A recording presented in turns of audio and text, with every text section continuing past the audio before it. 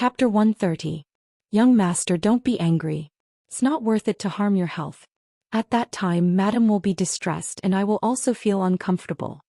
Meng Liang's temperament was eccentric and his methods were insidious. Countless servants and maids had been killed by him. Only the one by his side was perceptive. Her ability to take advantage of the situation and flatter others were far inferior to her. Ever since she started serving Meng Liang, she was still alive and well. Meng Liang's mood became much better after being flattered by the manservant. When they arrived at the Lu mansion, Meng Liang didn't feel threatened by Meng Hun's attention. Meng Liang's heart started to feel restless again. Ever since he had sex at the age of 11, he couldn't leave a woman for even a day. Now that his life was no longer in danger, he naturally had to think about those things that made him happy. He couldn't help but think about the graceful figure of the young lady from before. Unfortunately, he had just thought of a way to sneak in and hadn't had time to implement it. The manservant had a thorough understanding of Meng Liang. To put it bluntly, when Meng Liang moved his butt, the manservant could tell what kind of tea he was going to take. The manservant rolled his eyes and suggested, "Langjun, I heard that Lu Zhongqing was a rare handsome man in Hejin County when he was young. His wives and concubines were all beautiful. Let's not talk about anything else. Isn't Madame Guzhen also a charming beauty?" The fact that Meng Liang was not Guzhen's biological son was known to everyone who had served him before. Meng Liang hated his eldest brother the most because he was talented and virtuous. All the elders of the Meng clan liked him very much and even decided to make him the successor of the clan. But what about him? Even though he was also the second son of the first wife, his actions were too absurd, and he accomplished nothing in his studies and writing. That was why Meng Liang liked to insult Meng Heng every time he got drunk. The secrets he revealed included the mystery of his birth. Because of this, it was unknown how many groups of maids and manservants had been secretly disposed of. He was the only one who Meng Liang liked and spared his life. Meng Liang's eyes widened. The servant's suggestion had opened the door to a whole new world for him. However, even though Guzhen was not his biological mother, she was his biological mother in name. Moreover, she was his father's first wife. The manservant saw that he was obviously moved, but still pretended to be reserved, so he directly pushed him. "Langjun is not related to that madam by blood. Moreover, I heard that Lu Zhongqing did not bring any concubines with him when he took office in Hu County.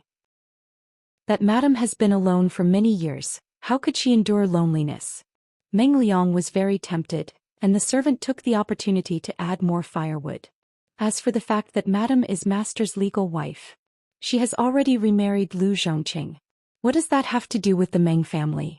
She wasn't buried in the Meng family's ancestral grave after her death, and her name isn't recorded in the family tree either. She's no longer master's wife and she's not related to you by blood. Meng Liang was completely convinced. When he thought of the fact that Guzhen was once his father's wife, he felt an inexplicable excitement in his heart. The manservant continued, "If Langjun is afraid of that lady's identity, I heard that Lu Zhongqing has a few beautiful concubines. Wouldn't they be able to please Langjun? If that doesn't work, doesn't Lu Zhongqing still have a daughter?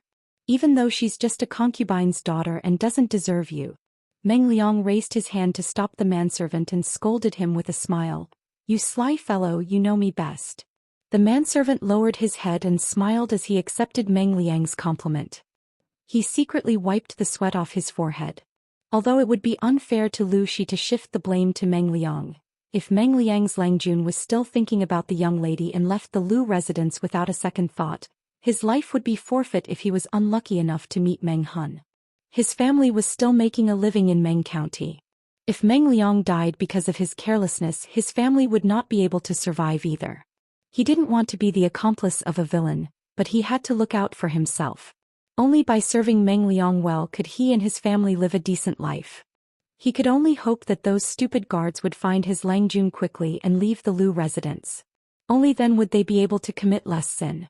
If they were unlucky, Meng Liang would ruin all the women in Lu Shi's backyard, and he would be at his wits' end. With that thought in mind, the manservant helped Meng Liang change his clothes and prepared to hand them over to the maidservants in the residence to wash them. "Come here." After searching for a long time, the manservant finally found a maidservant who was cleaning with a broom. When the maidservant heard the manservant call out to her in a rough voice, She was so scared that her head shrank. She stepped forward timidly and bowed. The manservant stuffed the clothes into the maidservant's arms and ordered her around. Go and wash Longjuan's clothes and bring them back clean tomorrow. If they were still in the Meng residence, Meng Liang's clothes would be thrown away after wearing them once. Why would they be washed and worn a second time? But the manservant knew that the Lu residence was not like the Meng residence. They didn't have that many ready-made clothes for Meng Liang to change into.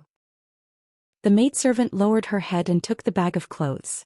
Her whole body was trembling, as if she was frightened by the manservant's overbearing aura.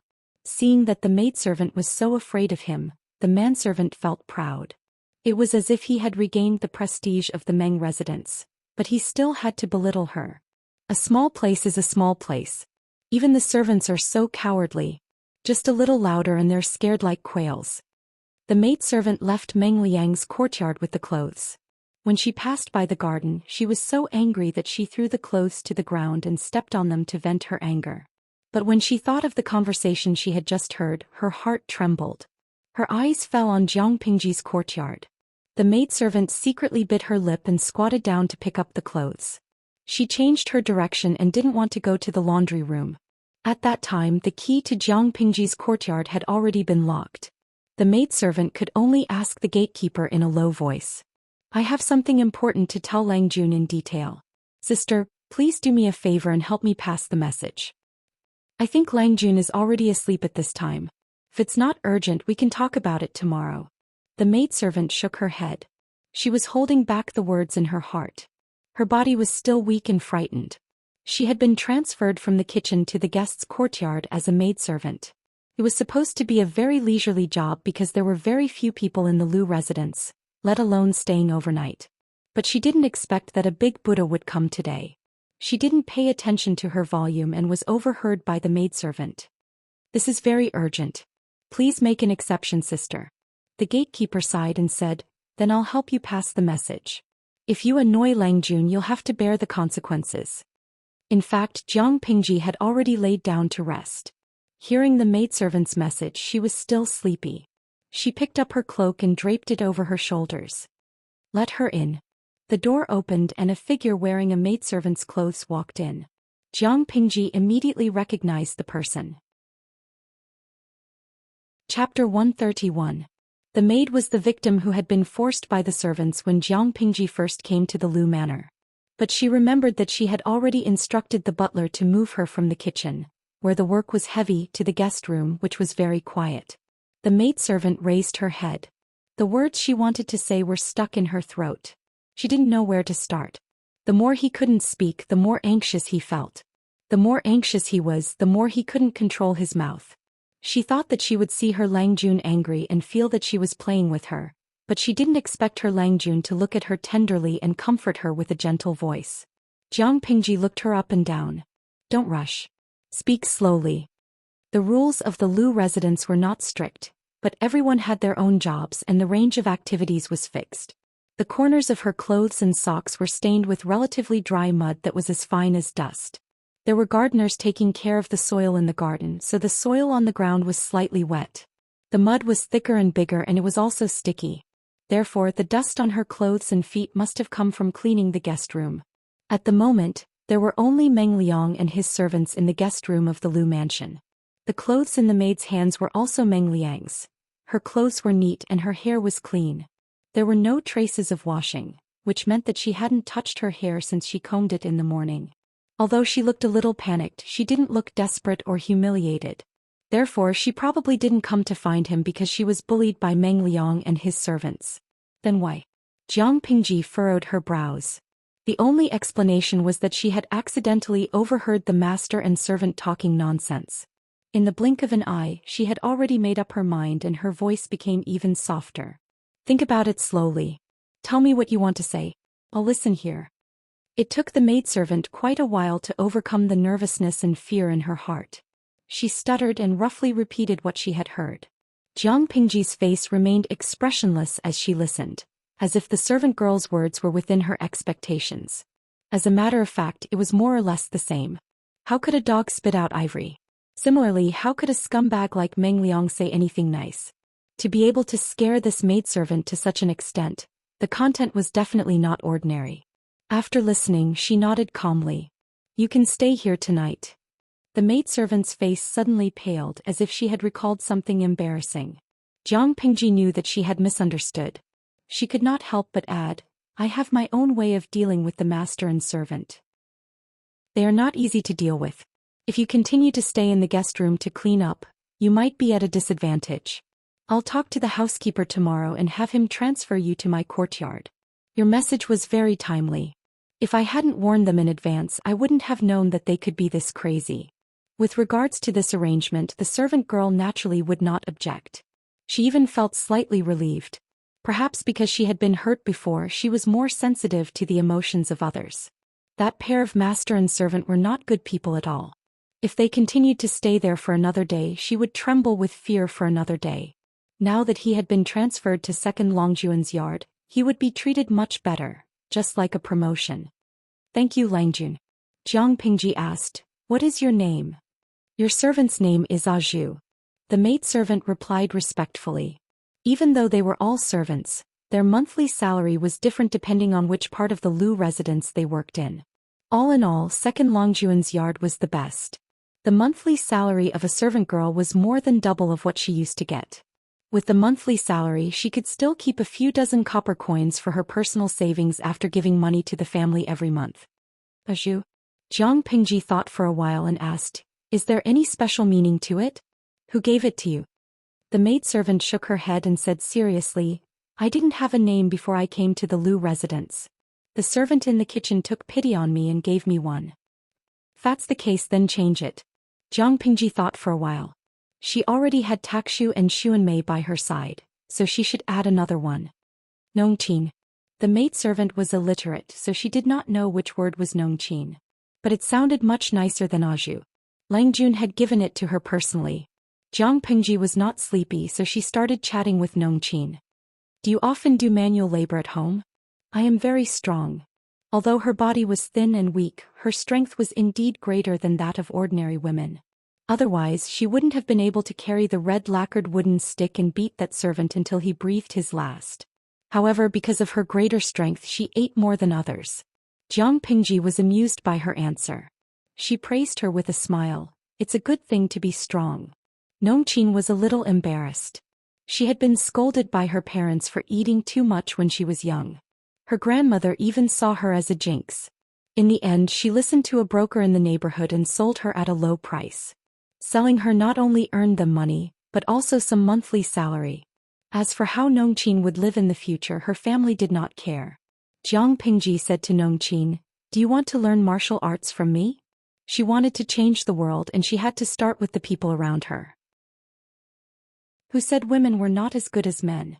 As long as they did not disappoint her. Although it was a little late to learn martial arts at that age, she wanted people who were not afraid of death and had strength. The other requirements could be put aside. Nongqin was surprised, but she still nodded solemnly.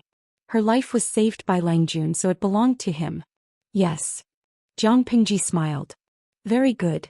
Nongqin did not know why her Langjun suddenly smiled so happily. But she was happy when he was happy. Although it was just to promote a servant girl, it was related to personnel changes in the Lus, so she had to inform the housekeeper. When she heard the news the next day, Taksha's eyes widened in surprise. Langjun is going to teach her martial arts? Not really. I just give her some pointers, Jiang Pingji said with a smile. She is a silly girl. Therefore she would complete Jiang Pingji's training even if she had to risk her life. That was one of the main reasons why Jiang Pingji chose her. Taksha did not understand, but seeing her Longjuan's cunning smile, she naturally understood that her Langjun admired the servant girl. Xuanmei was doing needlework at the side. She naturally glared at Takshu. She's a good girl. Why do you want her to learn martial arts and play with guns? If she plays with guns and sticks, how can she serve her in-laws when she gets married? How can she be a good wife and teach her children? Won't she blame you if she can't get married? Jiang Pingji said calmly, why should she serve her in-laws and teach her children? Xuanmei was about to explain the reason, but she suddenly remembered her Longjuan's gender.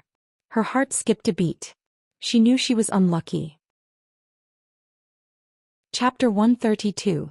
When you belittle yourself, Don't blame others for hitting you when you're down. If she could do it all over again, she would definitely say no to the system. It was too scary to be reborn in ancient times. She would rather die in battle.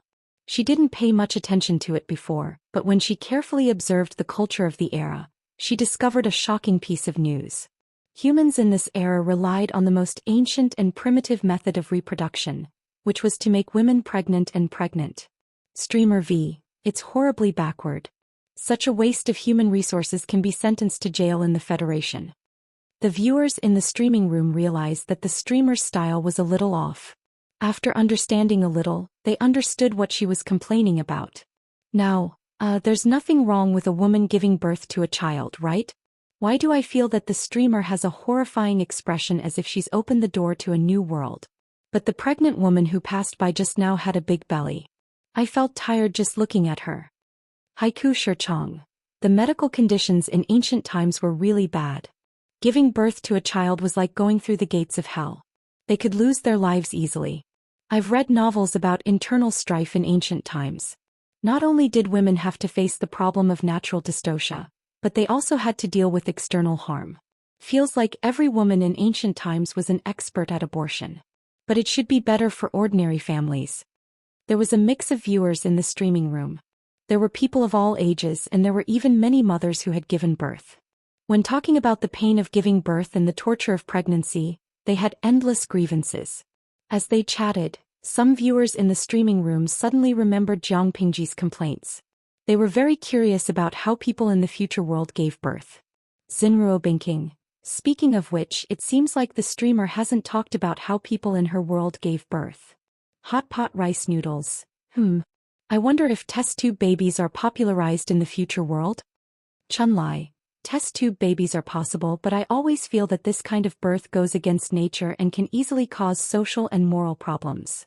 Because Jiang Pingji was complaining about the backward methods of childbirth in ancient times, the viewers in the streaming room boldly guessed that childbirth in the future world should be very simple, or it should be said that the burden on women was small. Otherwise, she wouldn't have complained so much. In fact, that was indeed the case. From Jiang Pingji's point of view, making women pregnant for a few months before giving birth completely went against the core human resources deployment strategy of the Federation. If anyone in her world dared to do such a thing, they would definitely be punished by the Federation and imprisoned for a few years. Host V. In my world, they definitely wouldn't use such a barbaric method of reproduction. Low efficiency, a waste of female human resources, and the quality of reproduction was also very worrying. Almost all women rejected this inhumane method of reproduction. There were frequent wars in the Federation. If they relied on such a slow method of reproduction, it was almost conceivable that most of the female resources would be used for reproduction. In that case, they would become reproduction machines instead of humans. This kind of behavior was completely prohibited by the Federation's human rights laws. No matter how dissatisfied Jiang Pingji was, she had to admit that the technology, civilization, and productivity of an era completely influenced the structure of society. Reproduction was inseparable from women, and reproduction required time and energy, which also forced women in this era to be confined to the backyard and inner courtyard, unable to create the production value that they deserved. As time passed, their social status would gradually decline. Thinking of this, she couldn't help but start bombarding the system. It's all your fault. He couldn't even let her die in peace. This was a violation of her human rights. Do you know how many people are waiting in line to be reborn? Are you still complaining about me? It was already good enough that it wasn't deeply grateful, but it was still bombarding it. Which system would be so aggrieved? You have to understand one thing. Transmigration or rebirth can't turn a pig into a human. Jiang Pingji sneered and opened up her venomous tongue. Smart and capable people can do well anywhere. There's no need for you to interfere at all. Losers will always be losers no matter where they go, unless you let them transmigrate and rebirth and conveniently give them IQ enhancement surgery. She didn't have a good life in her previous life? She was a general of the Federation, the commander of the 7th Army Corps, and held 1/10 of the authority in the Federation. Other than the commander-in-chief, no one could order her to do anything. The 7th Army Corps was ranked in the top 3 in terms of overall strength. Her life was written with inspiration and success. She ended at the peak of her life, but death could elevate people again. She didn't doubt what kind of position she would have in the history books. But the system inexplicably interfered. There was a huge gap between her previous life and this one. She wanted to strangle this damned thing to death. You're the unnecessary and hindrance, Jiang Pingji coldly concluded, causing tens of millions of points of damage to the system's soul. The system wanted to curl up into a ball. It was the first time it was so despised by its host. She even bombarded it for being a hindrance. In order to not be despised anymore, it felt that it needed to level up so that it wouldn't continue to be looked down upon. Host, if you continue to act like this, I'm really going to throw a tantrum. The system bombarded her ears, and its grievances could be heard through the electronic voice. I wanted to wait for 2 more days, but now I've decided to level up immediately. Level up? She had just fused a bit of force to level up her streamer's level, and now the system was about to level up and evolve? What a coincidence, hee. The system said, children will grow from babies to adults. As the host, in order to keep up with the host's pace of growth and to better complete missions, the system has to level up again and again. After all, every host was different. Whether it was the host's identity, origin, gender, personality, or even habits, they were all unique. As an inflexible intelligence, the system naturally couldn't treat all the hosts the same way. In order to increase the tacit understanding between the host and improve the host service enjoyment, the system had to level up and keep up with the times. Not to mention that Jiang Pingji had already despised it to such a state. If it didn't level up and let her see its powerful abilities, it wouldn't be able to live on. It would let Jiang Pingji understand how important it was. With such a powerful cheat, it could be a winner in life. It said. Of course, some functions will be unlocked and some settings will be changed according to the host's conditions. In addition, for the system to operate normally without errors, it needs to be checked and upgraded regularly. It's also necessary to download patches. Jiang Pingji nodded secretly. I see. You really should level up and get some patches. Not to mention other things, its inflexible personality and way of doing things were indeed a little contradictory to her. Right, how long will it take for you to level up? For the first level up, there isn't much to download and install, and the time taken is also short. It will take about 12 hours. In order not to affect the host's daily streaming, the system will choose to automatically level up when the host turns off the streaming. She raised her eyebrows. I can only have 12 hours of peace. System. Get lost. Chapter 133. Even though it was just a polite greeting, Jiang Pingji had said that she would visit Wei Yuan's house the next day to apologize. However, Wei Yuan still held a grudge against her, but he couldn't make it too obvious. As a result, Wei Yuan's expression remained cold and stiff. Even though he tried his best to soften his attitude and make himself appear less stiff, it was the opposite of what he wanted. Jiang Pingji took in all of his emotions. Is your cold getting better? Jiang Pingji asked with concern. You look a little pale. I'm fine. I've already taken some medicine. I'll be fully recovered in 2 days. Wei Yuan stroked his beard awkwardly. He didn't have a cold, he just got sick from anger. Wei Yuan had his own interpretation of Jiang Pingji's visit that day because he had a different way of thinking. In order to invite Wei Yuan to be a teacher and teach Lu Shi one-on-one, the Lu residents had paid a generous sum of money. Not only did he pay for his studies, but he also received a considerable sum of money every month.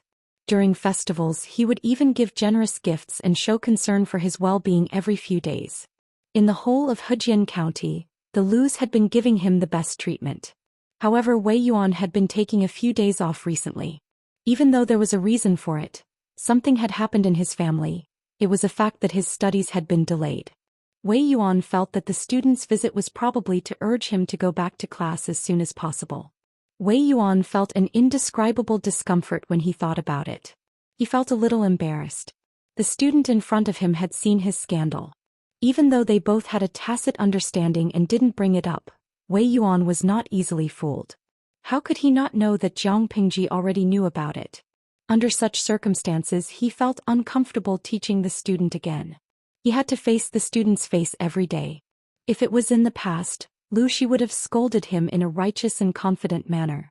But now, he tried to imagine the situation in his mind and a scene appeared in his mind. It made him even more uncomfortable. He simply could not tolerate that kind of situation. On one hand, the student seemed to be bowing respectfully to him, but in reality, there was no sincerity in it. On the other hand, the student was staring at him with a pair of eyes that seemed to see through everything. The feeling. It was as if all the clothes on his body had been stripped off and thrown in public. Wei Yuan knew that he was overthinking things, but he couldn't control his imagination. This student knew about the shameful scandal that he had tried so hard to bury. This made him, as a teacher, unable to straighten his back. They weren't even in school yet, but he already felt a sense of embarrassment and stage fright. Thinking of this, Wei Yuan's mood became even more complicated. Jiang Pingji acted as if she didn't see Wei Yuan's expression. She pushed the gifts that she had prepared beside her forward and said, "Master has been feeling unwell recently, but I haven't been able to visit you personally. I have let you down. If you don't mind, please accept this student's gift." Wei Yuan didn't want to accept it, but he seemed to think of something and changed his mind. He had the maidservant accept the gift. "From what you said yesterday, is Xianxia back?" Jiang Pingji nodded. "My father has been back from Hu County for more than half a month, but he's still resting at home due to the long journey. He hasn't gone out to make friends or visit anyone. My father has always admired your talent and knowledge. If you wish to visit, I can pass on your message." Wei Yuan shook his head. The Lu Shi at that moment was the same as before. There was no trace of the intimidating aura from before. "Since Zhongqing is still resting, I won't disturb him." Wei Yuan chuckled and teased, "As for your words of admiration, there's quite a bit of falsehood in them. Who doesn't know that Lu Zhongqing is famous for being knowledgeable in Hejian County? You're being modest. My father and you specialize in different fields. How can we compare? My father is the governor of Hu County and he works for the people.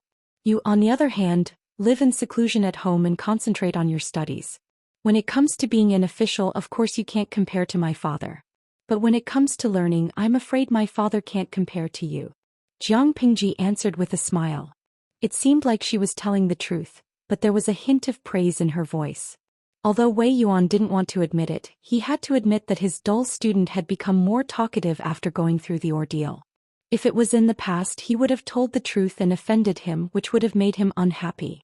Although Wei Yuan was an old-fashioned and strict scholar, deep down he still liked to listen to flattery.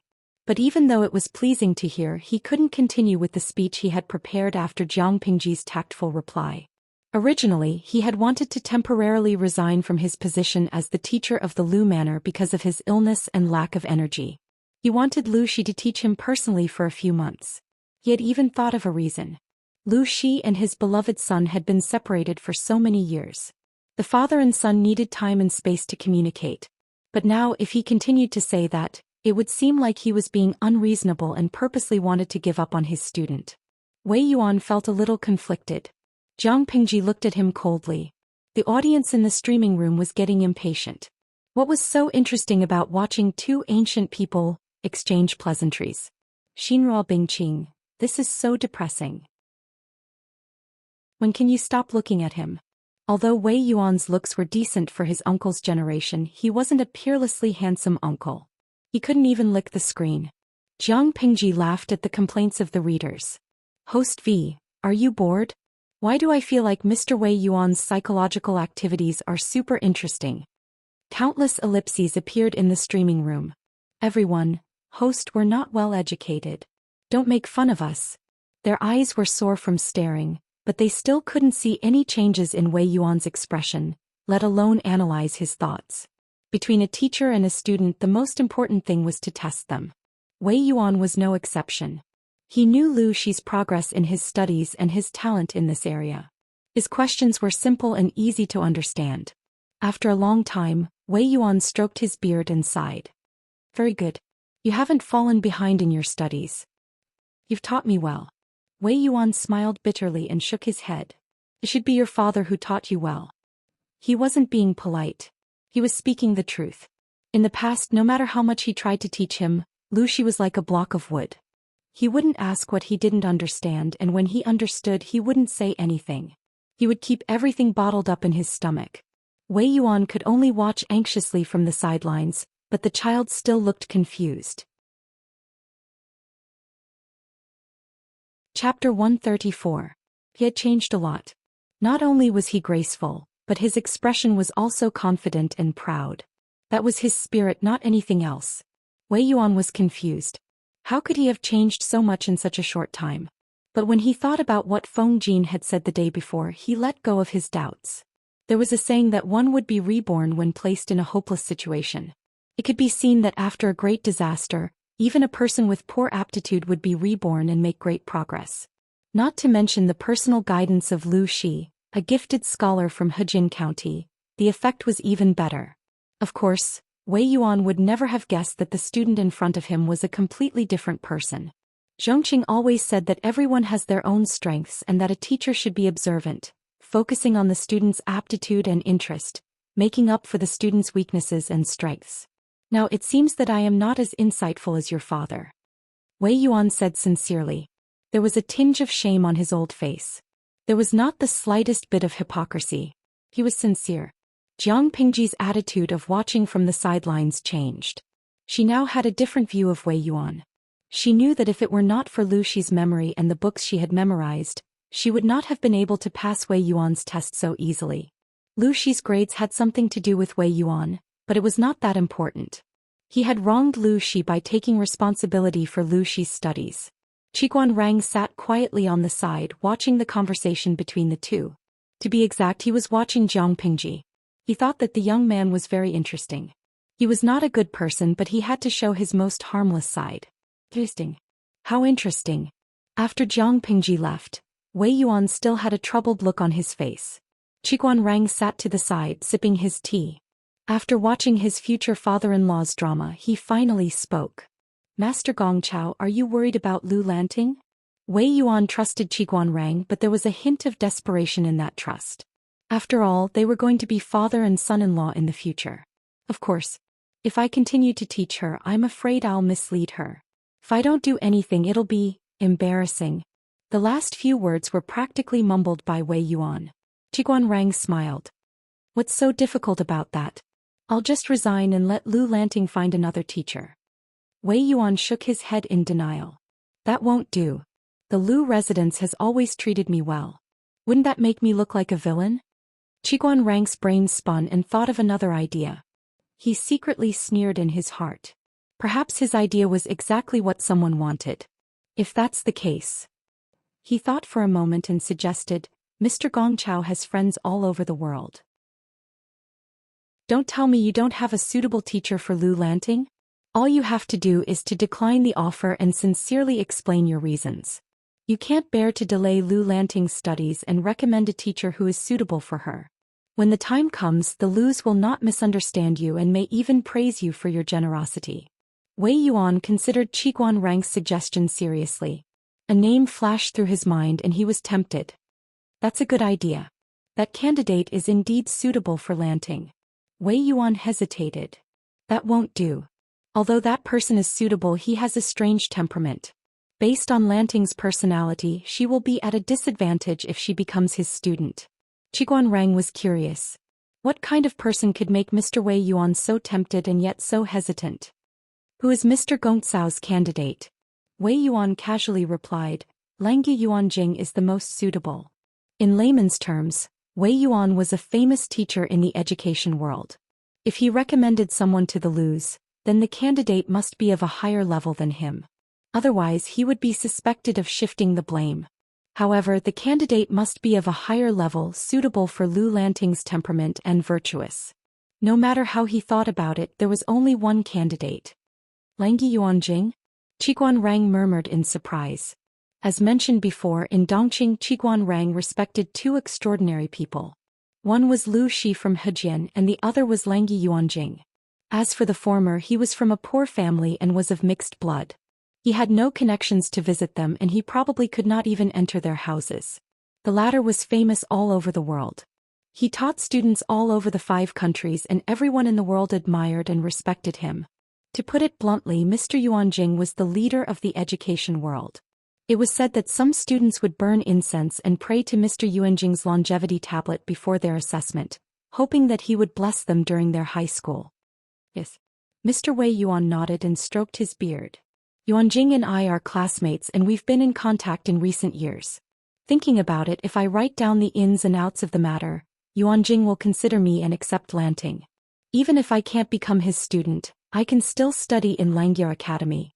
There are many knowledgeable scholars there and it'll be better than studying alone. Mr. Wei Yuan felt much better when he thought about it. Qiguan Rang smiled bitterly. If it's Mr. Yuanjing from Langya, the Lus will be very satisfied. Mr. Wei Yuan snorted. Throughout Dongqing and the 5 countries, no one is better than Yuanjing. It was said that people of the same trade were enemies. However, if the other party was Yuanjing, he was convinced. Not to mention anything else, just the fact that Yuanjing went to the northern borderline a few years ago and fought for the 3 cities made him inferior to Yuanjing. On the other hand, Jiang Pingji seemed to have expected it. Her mood remained cheerful. The viewers in the live stream also noticed this. In the words of the system, they were laughing like a sly fox that had gotten its way. Songhai Xianxia. Every time I see the host smile so brightly, I feel like something bad is going to happen. Hongjun Laozu Jihua. Who said nothing good is going to happen? To be more precise, it's the host who is lucky. At least since she started following the updates of the streaming room, she had never seen anyone make Jiang Pingji suffer a loss. At most it would be her giving in once or twice. Jiang Pingji got off the carriage and a magpie flew over from the sky. She smiled and sighed. There's a magpie. Seems like something good is coming. Lanky Yubuz. Every time I see the host pretending to be mysterious, I feel a pain in the ass. The audience in the streaming room did not know why she was happy, and she was determined not to explain. Wasn't it a pain in the ass? Jiang Pingji said with certainty, "Don't worry. We'll know in 2 days." She did not have high expectations about going to Langya to study, but since she was determined to do something big, she had to be prepared. Chapter 135. The Lus had to take the initiative to fire Mr. Wei Yuan, even if he had the intention to resign. Doing so would attract hatred. The best way was for Mr. Wei Yuan to resign and write a letter of recommendation for her. It didn't matter where he recommended her. She would go to Laiyi in the end. The key was for Mr. Wei Yuan to resign. That way both the Lus and Mr. Wei Yuan would have a way out. Jiang Pingji did not think too much before she arrived, but after carefully observing Wei Yuan's expression and speculating on his psychological changes, she felt a little more confident. The man was more understanding than she had imagined, or rather he was a truly benevolent teacher who was willing to consider his students' future. In this era, a teacher for a day was a father for life.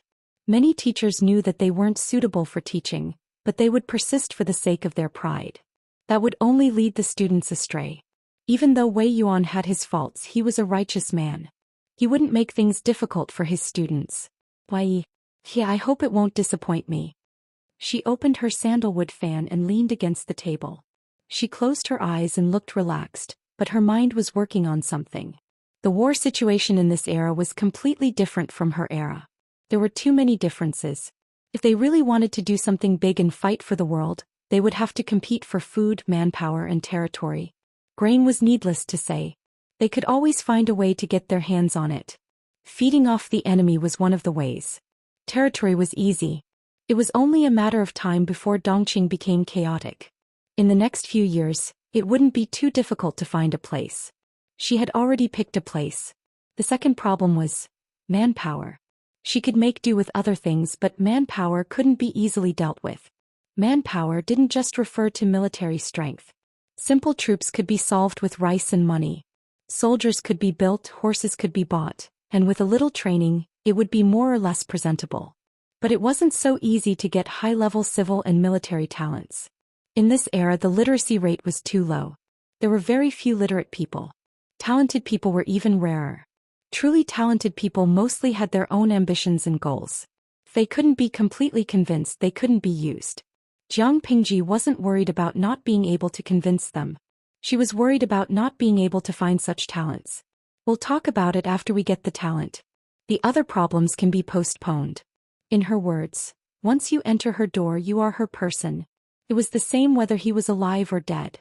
Her subordinates were only those who had retired, those who were still in office, and those who had died in battle.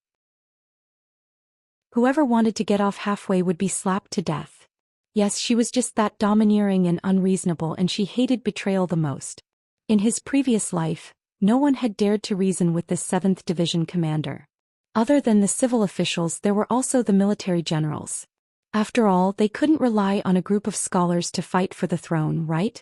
The requirements for a general and an ordinary soldier were different. The latter only needed to be bathed in blood and fight, understand how to cooperate with the army, be unafraid of death, and fight the enemy to death. However, a general was different. There were many ways to lead an army to war, and it was not enough to just have a bit of strength. Jiang Pingji could not use the requirements of her previous life to choose people, but the core was the same. Thinking about it this way, it seemed that he had a lot of things to do. Moreover, when she thought about it in detail, she found that military leaders had even fewer choices than scholars. Melancholy. Well, a streamer who did not aim for the emperor was not a good general. There was nothing wrong with that. Jiang Pingji maintained the sly smile of the audience. She did not wait for the groom to bring the stool and jumped down. Is Suku back? Jiang Pingji asked abruptly when she saw the gatekeeper. The gatekeeper was confused. He had no idea how his Langjun knew. He bowed subconsciously and answered, "Yes, Suku has been waiting for a while. He must have encountered some problems." Jiang Pingji smiled and said, "Behave well and don't let outsiders out." The gatekeeper was confused again. Since it was an outsider, he must have been careful not to let outsiders into the house, not to let outsiders out. However, the servants of the Lus were the best at reading other people's minds, and the gatekeeper was no exception. He thought about Jiang Pingji's words from top to bottom. Suddenly, he slapped his forehead and understood. The outsiders in the Lus were the lady's maiden daughter and her servant, who had entered the house the day before. The gatekeeper said that Suku had been waiting for her for a long time, but Jiang Pingji saw that he was reading with great interest in the study. He did not feel annoyed at all. Instead, he looked like he did not care about what was going on outside. Is there something wrong with the farm? Jiang Pingji did not greet him. She went straight into the study and sat down in front of the desk. Suku was so engrossed in reading that he was almost scared by her. Even though he was scared, Suku did not do anything out of line, let alone throw the book in his hand. He put the book back in its original place reluctantly, tidied his clothes, and made sure that he was dressed properly before sitting down again. Suku shook his head and took out a self-made booklet from his sleeve. It was filled with tiny words. Bamboo paper was limited and he was a thrifty person. It would be easy to waste the words if they were too big. Jiang Pingji took it and looked at it. The rules and regulations clearly listed all kinds of data. The content was clear and organized. Even if the words were small, it did not look messy. She was slightly satisfied. Suku was indeed talented in internal affairs and he was a good housekeeper. But he still lacked a partner. She thought of the county military chief who was hiding somewhere in Hejin County, and her heart began to race. Suku asked in a low voice, "Langjun, do you see anything?" Jiang Pingji laughed and threw the booklet back to Suku. She said angrily, "How can you tell me that the farm was robbed?" Yes, the data in the booklet was very clear. Suku did not falsify it, so the problem was very clear. According to the agreement, Suku would receive money from the Lus every month to buy daily necessities and grains for the troops. Suku was in charge of how to use the money and how to make the best use of it. The prices of the items were all reasonable. Then came the problem. She took a look at all the things Suku bought and the changes in the items. She found something strange. Rice, cloth, and the old hen that Suku had specially bought for the troops to occasionally eat meat were gone. Of course, they could not be used now. First, the time was not right, and second, the number was not right. The timing wasn't right, because Jiang Pingji had already prepared a few sets of clothes for each of the servants for the season when she had just bought them. There was no need to retailer the clothes. Even if they were to be used as supplementary materials for training, the amount was not right. You didn't catch anyone? Jiang Pingji did not know whether to laugh or cry. She had thought of many possibilities, but she did not expect it to be because of the theft of the farm. Suku looked down and said seriously, "Langjun is wise." Wise my foot. Chapter 136. Tell me what's going on. The farm was robbed. Don't tell me you don't have any ideas? Why bother me with such a small matter? Jiang Pingji felt that Suku needed more practice. She was not satisfied with his work skills. Seeing that Jiang Pingji was serious, Suku put away his frivolous and lazy expression. "I think you still lack a leader," he said seriously. Jiang Pingji raised her eyebrows. Suku was not frightened by her expression. Instead he continued, Longjuan's method is good, but it's still in the testing stage. It's better to get a ready-made one. What's more, both you and I don't know much about training soldiers. They're not as good as experienced veterans. Jiang Pingji squinted her eyes. You're saying that the person who stole the rice cloth and the hen is an experienced veteran? Suku nodded with certainty. Yes, I'm sure. Maybe he's an official. Jiang Pingji was speechless. Even though it was too much of a coincidence, she could say that she had guessed the person who stole Suku's rice cloth and hen.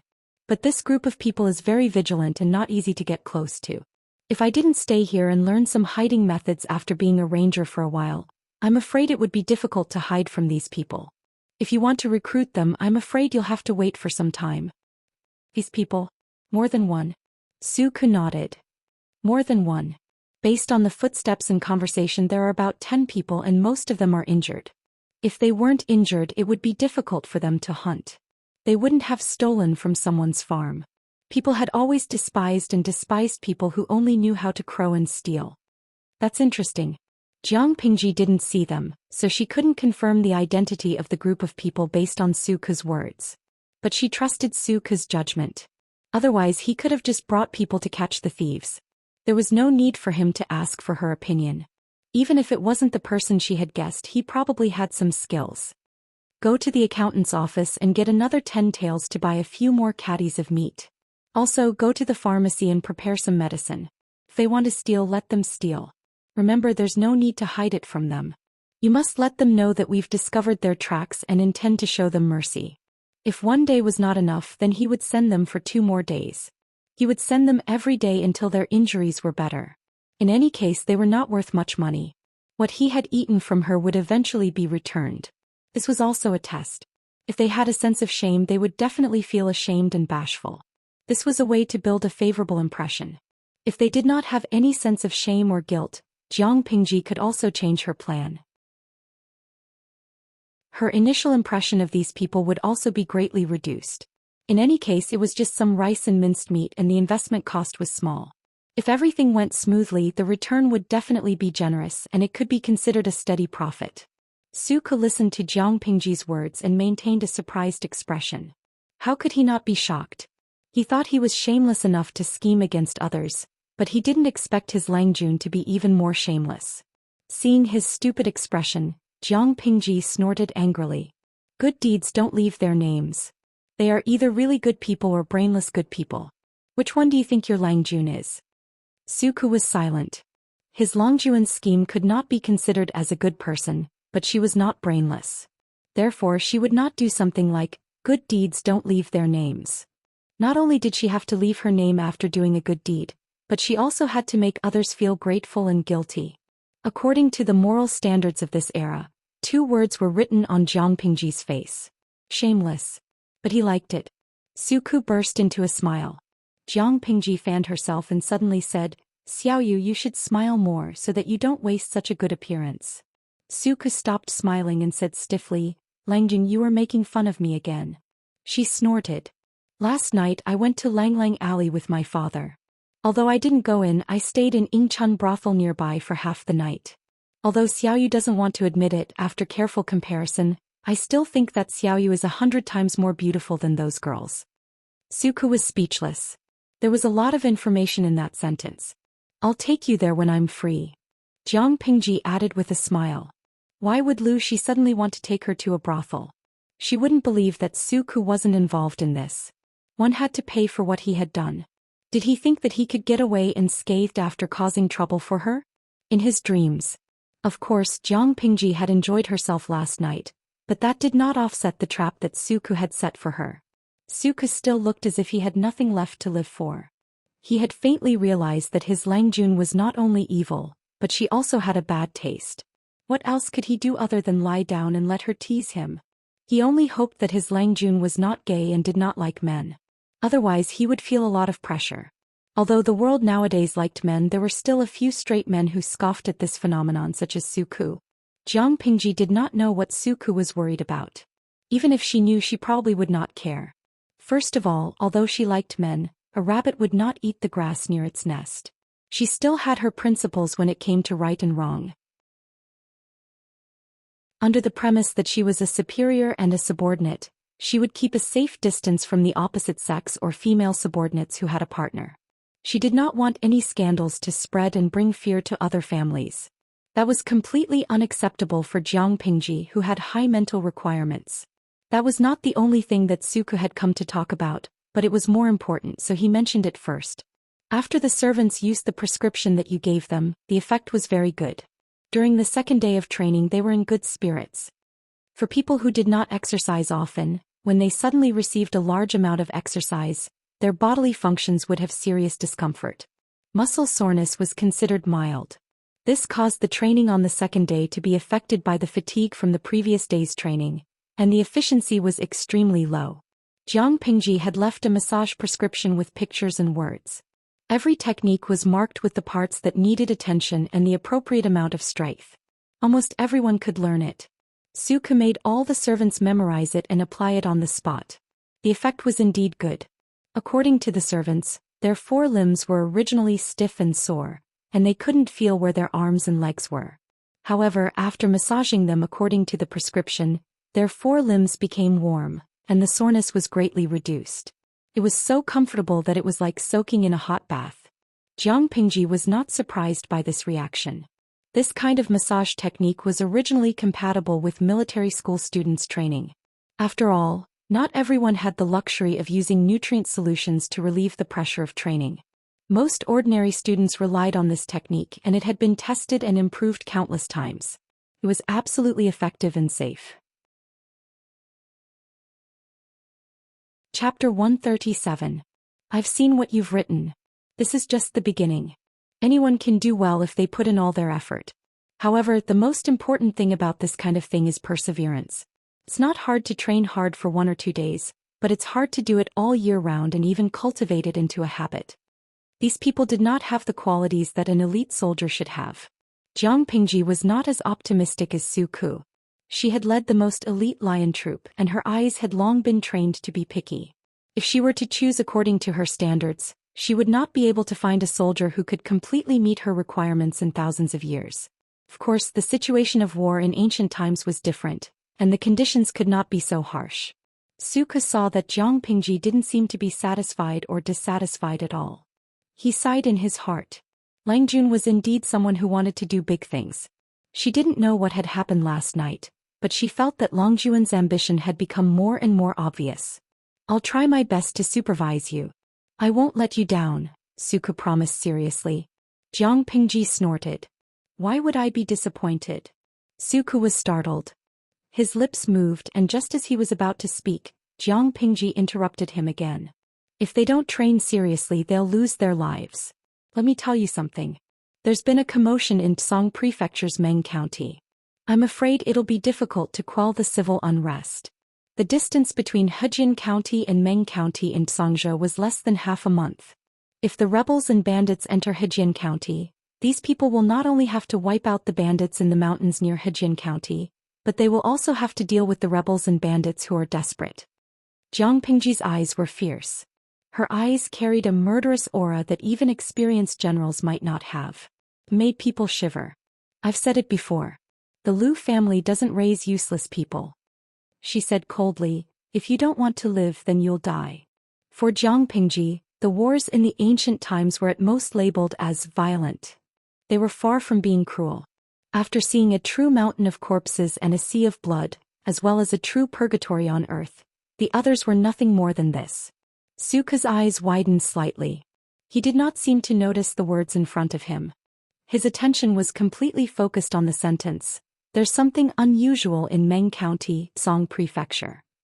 Meng County, Tsong Prefecture? Suku was shocked out of his wits. He then said, that concerns the vital point of Dongqing. How could there be civil unrest? Jiang Pingji rolled her glasses and said nonchalantly, if it's chaotic, then so be it. What does that have to do with me? Suku almost choked on his own saliva after hearing her words. Although the Dongqing royal family was unpopular, the power of the aristocratic families was increasing day by day, and the monarch of a country, was no longer as deterrent as before, nor was it as charming as before to attract the loyalty of scholars. Dongqing was still a country.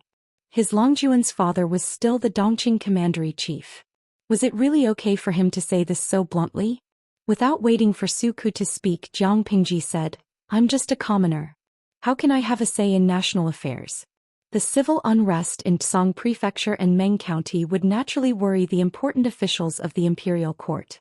Speaking of which, it really has nothing to do with me. There was nothing wrong with his words. Suku was completely speechless. Even though his words were a little crooked, he still managed to make it sound. To be honest, Suku felt that he was rebellious. No one in the world could be more rebellious than him until he met his Langjun. This was like comparing a small sorcerer to a great sorcerer. They were not on the same level at all. Langjun, you're right. Even though he was conflicted, he still put on a bright smile. Suku thought for a while and said, "If what you said is true, the civil unrest in Song Prefecture and Meng County will spread to Hejian County in 2 or 3 months. At the very least, there will be news about it." That's for sure. Communication in ancient times was indeed slow, but 2 or 3 months were enough for the news of the civil unrest in Song Prefecture and Meng County to spread to Hejian County. Suku cupped his hands and said, "If so, I'm afraid I have a presumptuous request."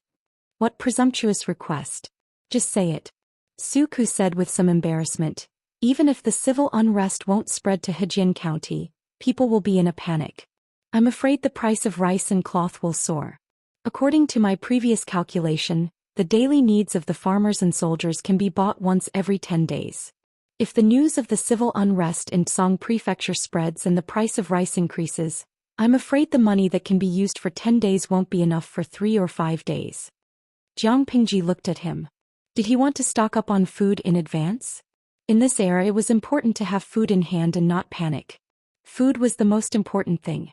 As Suku said, if the news of the civil unrest in Song Prefecture and Meng County spread to Hejian County, the price of cheap rice would skyrocket. It would be too expensive to buy. Since the Lus knew the news in advance, they should buy some rice as soon as possible when the price was cheap, just in case they needed it. Under normal circumstances, it was a good way to make money. She remembered that in her previous life, many big forces in the Federation relied on this method to resell war supplies. They bought it at a low price and sold it at a high price. Finally, they became the local leaders. But Jiang Pingji gave up after thinking about it. It was not that she was not interested, but it was too evil. Although she did not like the ancient times, she could not bully the common people. True experts relied on defeating stronger opponents and using them as a cornerstone to climb higher step by step, not by bullying the weak. Although she did not agree with it, she had to admit that Suku's words did remind her. "I can't do evil things, but I can buy rice for my own use," Jiang Pingji said. "When the time comes, you can go to the accountant and get some money. Put it on my account and buy another batch of rice. It should be enough for the people in the farm to eat for half a year."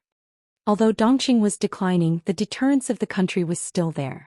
Song Prefecture and Meng County were located in a dangerous place, so the court would not really leave it alone. The civil unrest would only be in a small area, and it would not spread to other counties in Dongqing. Therefore, it should be enough for 20 to 30 people to eat for half a year. Suku waited for a while, but Jiang Pingji did not speak again. He hesitated for a while and then spoke in a low voice. "Langjun, do you have any other orders?" Jiang Pingji frowned. "No. If you have any ideas, just say it. Don't be so hesitant." Suku said gently, "Langjun, it is indeed a good thing that you do not exploit the people for profit. But if you don't do it, I think the other gentry families in Hejian County will not let go of this opportunity. Most of them have fertile fields and their granaries are overflowing." She sneered. "Others go to eat a pile of shit, but it does not mean that the shit is really fragrant. Why should I eat it?" Suku was speechless. "No, that is not what I want to say." Suku took a deep breath and tried hard to throw Jiang Pingji's strange but vivid metaphor out of his mind. It was too magical. Otherwise, he could not help but imagine a group of people eating a pile of shit and he would go to eat it.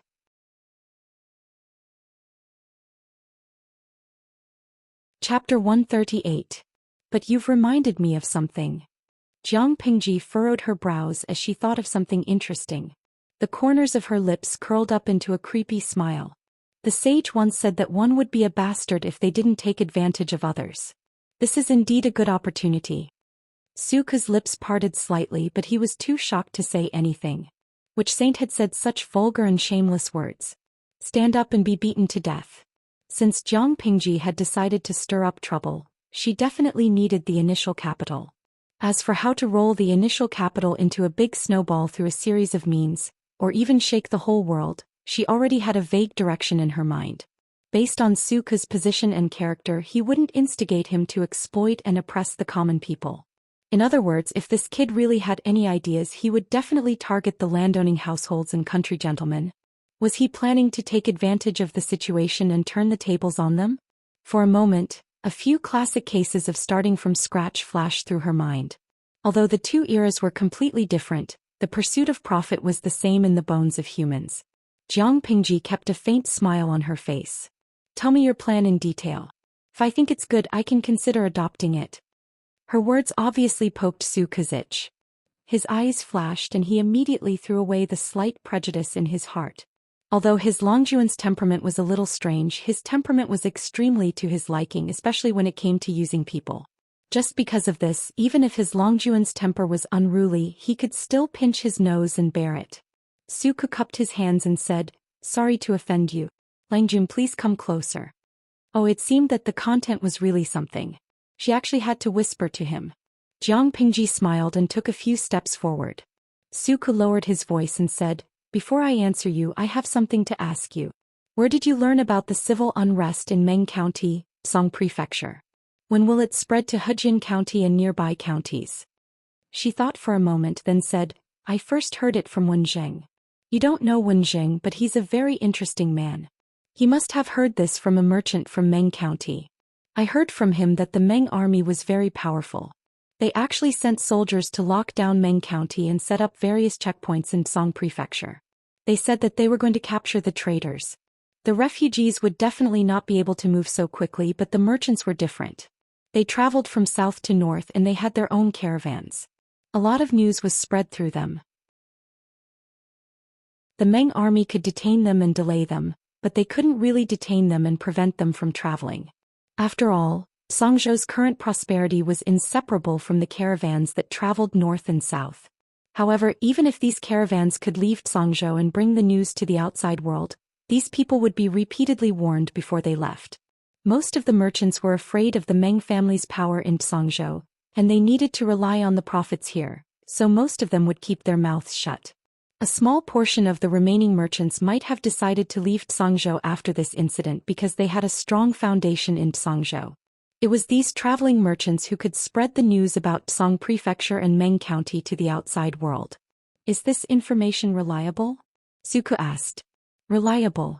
Absolutely reliable. Jiang Pingji's lips curled into a bloodthirsty smile when she thought of Meng Liang and his servant in her mansion. There was no other evidence more reliable than this pair of master and servant regarding the chaos in Song Prefecture's Meng County. Suku pondered and said, "It's only been a month since the spring plowing ended. If we wait for the chaos in Song Prefecture's Meng County to spread, I'm afraid we'll have to wait for the summer planting, which is far from the autumn harvest. The farmers are still short of money, and they've probably spent half of the previous year's harvest. If the chaos really spread, the people will be anxious and will stock up on rice. How could the unscrupulous rice merchants let go of such a good opportunity?" As the saying went, with food in hand one would not panic. If the chaos in Song Prefecture's Meng County spread, how would the people react? This was a question that could be easily answered. Suka could even imagine how high the price of grain would go. It wasn't an unfounded fear. It wasn't the first time he had witnessed such a scene when he was young. His mother sewed, mended, and washed clothes for others. The few acres of farmland that she had planted had all been sold. The small amount of money that she had worked hard to save for a year was not even enough to buy 20% of the food she had before. In other words, the price of food had increased to 5 times or even more than the usual price. Why would those merchants and wealthy families who had rice granaries in their hands care about the common people who couldn't afford rice and could only endure the starvation? Dongqing had been suffering from drought and floods for years, so there was a shortage of grain. The people who couldn't afford it could only dig up wild grass and tree roots, or even eat guanine clay. He had been a ranger for a period of time, hoping to help the weak. He had been to many places, and the scenes he had seen were even more shocking. Merchants have always been after profits, Jiang Pingji said. That's not strange. What I'm more curious about is that you're trying to get something for nothing.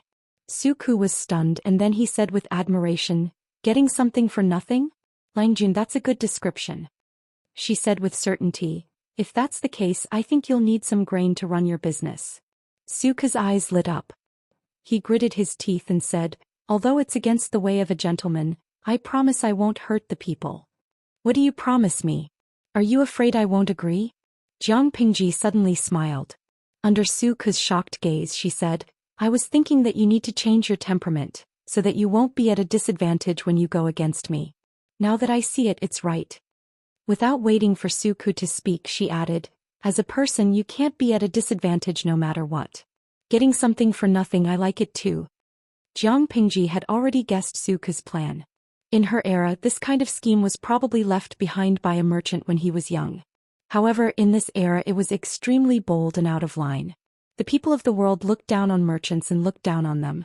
Naturally, they did not think of how to scheme against them in their inherent impression. Su Ku was indeed the accountant she liked. He was good at managing internal affairs, and now he had some awareness. His plan was similar to stock speculation, but it was more brutal. Plus, the information was not transmitted well, so there was a lot of room for manipulation.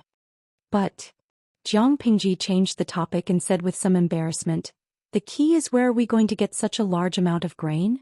The smile on Su Ku's face froze. That was true.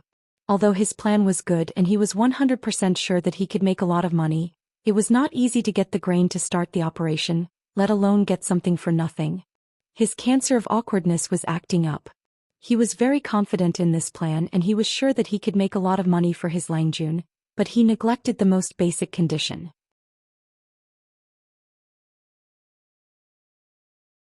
Chapter 139. Xinruo Bingqing. What is this called? Die before achieving victory?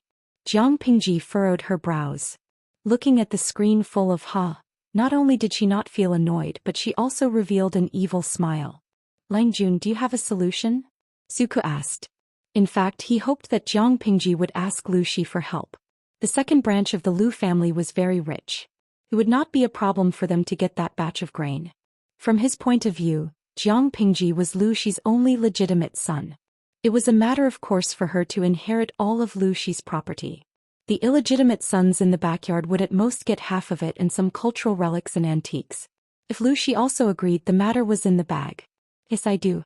I'm thinking, since it's a trick, why not be more thorough? The curve of Jiang Pingji's lips was very precise. It was neither cordial nor distant. It was just right. More thorough. Su Ming was dumbfounded. To do Feiqiu, every time the host smiles like this I get goosebumps. Who's going to be unlucky this time? In the entire streaming room, it seemed like the person who understood Jiang Pingji the most was the viewer who had been following the livestream since the beginning. Jiang Pingji's style of doing things could be described as swift and fierce, but it could also be described as indecisive. When it came to enemies, she would never kill them in one go. Instead, she would repeatedly check if the other party still had any value to exploit. If there was, she would allow the other party to live for 2 more days.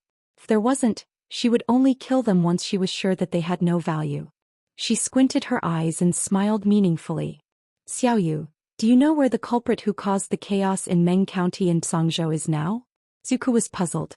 He did not understand the connection between this and what he had said before.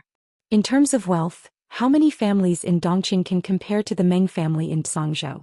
Exchanging a legitimate son for a batch of grains, it's worth it. Su Ku's eyes widened. After a long while he said, Langjun, are you saying that person is in the mansion? Jiang Pingji opened her sandalwood fan and covered her smile with a smile. She said in a mocking tone, well, you sent yourself to me. So, you want to disguise yourself as a bandit and force the Meng family to exchange food for people? That won't do. If that's the case, all Meng Liang has to do is say a few words and the whole thing will be exposed. Su Ku shook his head disapprovingly. However, he had always been alert and he vaguely sensed that something was wrong. Although he had only spent a few days with this Langjun, it was enough for him to understand a fact. His Langjun was a black-hearted and merciless person. He would not do anything without benefits and he would never shoot himself in the foot. Stupid. Does your Langjun look like a brainless person? Jiang Pingji snorted coldly and said with disdain, "Of course we'll let Meng Liang write a letter and send his confidants to ask the Mengs for the grain. What we need to do is arrange for someone to take over. As for Meng Liang's slip of the tongue, do you think he can still live after what he did in Sangzhou and still want to do whatever he wants in Hejian County? In ancient times there was a saying, dead people don't talk and they don't leak secrets. It would be even better if they died without a whole body." Of course, in her era, it was a slap in the face because dead bodies were more likely to leak secrets than living people. However, in this extremely backward era, as long as Meng Liang was dead, no one would be able to get anything on her. Suku was speechless. "Langjun, you mean after using Meng Liang then?" As he spoke he made a chopping motion with his hand. Jiang Pingji snorted. "In your eyes your Langjun is so unbearable?" Suku was dumbfounded. He felt like he could barely recognize the words Jiang Pingji said. "What do you plan to do, Langjun?" Jiang Pingji shook her head and looked at him with disdain. "Do you know the basic requirement of a scheme? That is, all the benefits belong to you and all the blame is on others. People can't say anything bad about you, and you have to maintain a pure and untainted appearance." Not to mention Suku's opinion of her words, the audience in the streaming room felt like they could no longer suppress the power of the primeval times. De Zhuangzhu Furen, only the host can describe shamelessness in such a refined and elegant way. Consulting Detective Curly Hair. As a newbie in the streaming room, I have heard of Meng Liang's shamelessness and disgusting nature. However, when this unlucky kid met the host, I feel sorry for him. What did this kid do in his previous life to meet the host? Xinjun Honglian. Same. I feel sorry for him too. I feel like he won't even know how he died when he met the host. Although Jiang Pingji was so dark that her original form could no longer be seen, she was far more popular than the Virgin of 100 Flowers. The audience in the streaming room watched the live stream for novelty and pleasure. What she did really tickled the itch in their hearts. One word, pleasure. Two words, pleasure. Inmei Xiangguazi, #laughter cry. Am I the only one who noticed that the host said that it was the basic requirement of a scheme? Then what is the next step? I'm trembling in fear. I pity the host's future opponent in advance. The system was already having a headache over Jiang Pingji's self-indulgent behavior of bullying a little kid. The system said, "Even so, what if the Mengs trace the food back to you?" Jiang Pingji said indifferently, "I don't have any capital to buy food. How can I continue if I don't think of a way?" Hearing her words, the system carefully observed Jiang Pingji's expression and hesitantly said, "Host, doesn't your father have a lot of money? The dowry he gave you before. Bah, the list of assets listed in the granary has a lot of food. If you don't want to rely on Lu Shi, there are exchange and loan services in the mall. You can get as much food as you want. There's no need to take risks." She had money. If Jiang Pingji wanted to, she could exchange a large amount of food through the system. Why would she take the risk? Jiang Pingji said, "I don't want to do that for 3 reasons. First, Lu Shi is Lu Shi and I am me. I don't want to touch the old man's coffin. Second, I can get a batch of food through you, but how can I explain the source of the food? Lu Shi is a real fox. Do you think he won't be suspicious because I am his daughter? You are thinking too much. As for the third reason, which is the most important one, system, don't you think it's more interesting? Things that are too easy to get are harder to cherish because it's too easy to get. In my opinion, the added value is too low." In other words, Jiang Pingji liked to do it mostly because it was risky and she found it interesting. Chapter 140. After speaking for a long time, the system remained silent. Jiang Pingji was bored. "Forget it. Why am I talking to a system like you? You don't understand the thrill."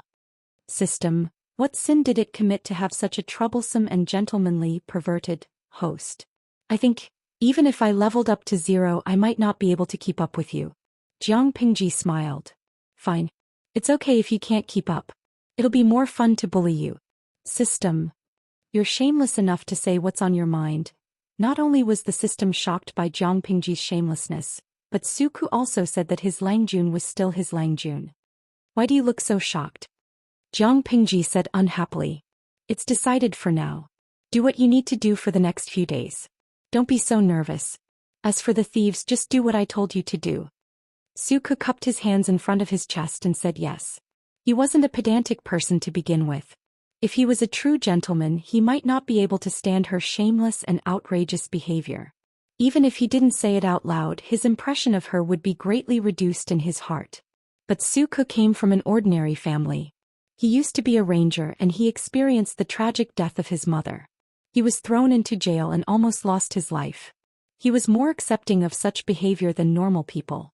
Moreover, as long as Jiang Pingji did not harm his own interests and she did not dig her own grave, he would not say anything to stop her. At most he would think of a way to smooth things over. At the very least he didn't like Meng Liang, who was a malignant tumor that didn't do anything. If he died, then so be it. If he could get the most benefits for his loyal Langjun before he died, then it would be a worthy death. Suku would have to be crazy to think about Meng Liang. Jiang Pingji looked like she was reading the bamboo slips carefully, but she was actually multitasking. A plan quickly formed in her mind. System. The system, which was pretending to be deaf and dumb, heard her calling it in her mind. It did not care about throwing a tantrum and immediately replied. What can I do for you? Jiang Pingji asked the system. I just activated the mission streaming mode not long ago. There shouldn't be any restrictions, right? What I mean is there a time interval between 2 live broadcasts of the mission? If there are no restrictions, I would like to open it again. The system was stunned. When did its host become so hardworking? According to the other party's personality, the system said after some deliberation, there are no restrictions, but this kind of live broadcast with the nature of completing a mission is usually more tiring. The host usually takes a break before starting the next mission live broadcast. Jiang Pingji said, it's good that there is no time limit. Last time it was a fully interactive live stream and the content was voted on by the audience. This time I'll change to a semi-interactive live stream. I'll decide on the theme. If you want to level up, it's best if you do it within the next 2 days. The mission broadcast mode that I've chosen may last for quite a long time, so it can be considered a small unit. The system grunted and replied, I've decided to upgrade after today's live stream ends. It's estimated to be 12 hours, so it won't affect the host's daily live stream the next day. About the semi-interactive live stream, has the host already thought of the live stream theme? Even though the system felt a little uneasy, it was naturally happy that the host was willing to work hard on the live stream. After all, the host and the system were bound together for good and bad. I have a theme. You can put up a preview title and tell the audience in the live stream. Jiang Pingji suddenly laughed wickedly. The theme of this live stream is, How to Kill Meng Liang Gracefully and Efficiently. The system said, Host, are you really going to become a gentleman, pervert? Just put up the title. Don't ask too many questions. I know what I'm doing and I won't mess up the live stream. Soon the audience in the live stream room saw a new title appear on the screen. Preview of the next live stream. How to Kill Meng Liang Gracefully and Efficiently. Stay tuned. In the next second, the bullet screen that was full of bullet screens changed in unison. Chun Lai, can I ask if the next live stream is tomorrow? If it is, I'm going to stay in the live stream room today. Zhen de Jiangshan Ruhua. When the host says to kill Meng Liang, she really wants him to die. I feel sorry for Meng Liang. Kujiao Qi Fan. Although it's wrong to kill people, why am I so excited when I see the preview? Tang Roasted Chestnuts. I'm looking forward to it, but I want to know when the live stream will start so I can catch up. Although the live stream room's upper limit had been increased to 10,000 people, it was still not enough for the audience. To get a spot in the live stream room, one had to overcome many obstacles. One had to have good internet speed, hand speed, and luck. If they could know when the live stream would start in advance, they would have a higher chance of getting a spot in the room. There were more and more people asking about the live stream. How could Jiang Pingji let go of such a good opportunity? Host V. The exact time has not been confirmed yet. You can follow the live stream room first. I will inform you as soon as the live stream starts. That's right. Many of the audience members understood and followed the live stream room. With one sentence, Jiang Pingji's live stream room gained a few thousand more subscribers. The system was speechless. Although the host did not like live streaming, her ability to seize every opportunity that was beneficial to her was impressive. After making arrangements for Su Ku, Jiang Pingji read for a while. Then she summoned the housekeeper and asked him about Meng Liang and his servant's actions. The old housekeeper seemed to be prepared. He reported Meng Liang's entire day's schedule in detail. He had been the housekeeper of the Lus for many years. How could he not be smart and capable? He knew about Meng Liang's situation, but as a servant he knew what to say and what not to say. All he had to do was keep it in mind. No matter whose son Meng Liang was, whether he was a dragon or a tiger, he had to kneel before him, let alone a worm. Keep an eye on Meng Liang. Let me know immediately if there's any news. At this point, Jiang Pingji suddenly paused and added, in addition, when the servants wash their clothes and tidy up their rooms, tell them to pay attention to the items that the master and servant are carrying with them. Also, don't let them get close to the kitchen.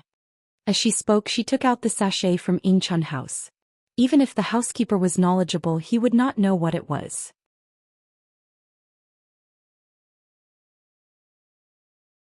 Chapter 141. We provide you with exciting novels to read. Jiang Pingji sneered. The dried herbs inside have the ability to confuse one's mind. If you grind them and turn them into spices and burn them in an incense burner or mix them with food, it can make people sweat, increase their heartbeat, narrow their minds, and create a sense of pleasure. Of course, if you put too much of it in, it can make people's hearts stop beating, their limbs twitch, and their mouths foam. The audience in the live broadcast room heard her words and became vigilant. Why did these descriptions sound so much like those things? Kujiao Dandan, damn, these spices can't be poppies, right? Jinda Jiangshan Ruhua, have some common sense. How is this poppies? I'm a student of traditional Chinese medicine, but I've never seen anything like this. The world that the streamer is in is different from ours. It's normal to see strange plants. Tang Chao Lizi, streamer, it's better to destroy these things as soon as possible. I'm scared just by looking at them. Not only were the audience in the streaming room scared, but the old housekeeper also trembled. His face was full of shock and worry. How could his Langjun have such an insidious thing? Langjun, do you want me to mix these into Meng Liang and his servants' meals? Before the old housekeeper could finish his sentence, Jiang Pingji interrupted him. I got these things from somewhere else, but they're related to Meng Liang. I'm afraid they have these things with them too. It would be bad if they were made into powder and mixed with spices or food that has a strong taste. She purposely exaggerated the negative effects. The spices did have the effects, she said, but they needed to be purified and concentrated. At the moment, if the dosage was right, it was a kind of spices that could refresh one's mind. However, the herbs in the 2 sachets in her hands had been purified in large quantities. If they were placed in a room with poor ventilation for a long time, it would indeed cause one to be in a trance. Those bastards had defiled so many women. The spices must have contributed to it. Jiang Pingji wanted to keep Meng Liang and his servant alive for a few more days, but that didn't mean she wouldn't restrict their actions. If they were to fool around in the last few days of their lives and hurt some innocent women, wouldn't Jiang Pingji be their accomplice? Not to mention that the master and his servant had their eyes on the second lady and the other women in the inner court. You really won't die if you don't court death. Since they didn't cherish their lives, then she would make full use of them. She didn't need to feel any negative emotions. When the old butler heard this, he instantly became spirited. His old face was filled with anger as he said fiercely, "If that bastard really dares to harm people, this servant will personally break his legs." This is the Lu mansion of Hejian County, not the Meng mansion of Tsangzhou. Jiang Pingji was secretly amused and said, "Send someone to keep an eye on them in case they cause any trouble. Anyway, in a few days they will leave the Lu residence. They won't be an eyesore to you. Maybe you won't have this chance in the future." The old butler solemnly accepted the order, but when his gaze fell on the 2 sachets, he hesitated. After some thought, he tried to dissuade her. "Since Langjun knows that it's harmful, how can you keep it with you? Forgive this old servant for overstepping my bounds, but this thing should be burned as soon as possible."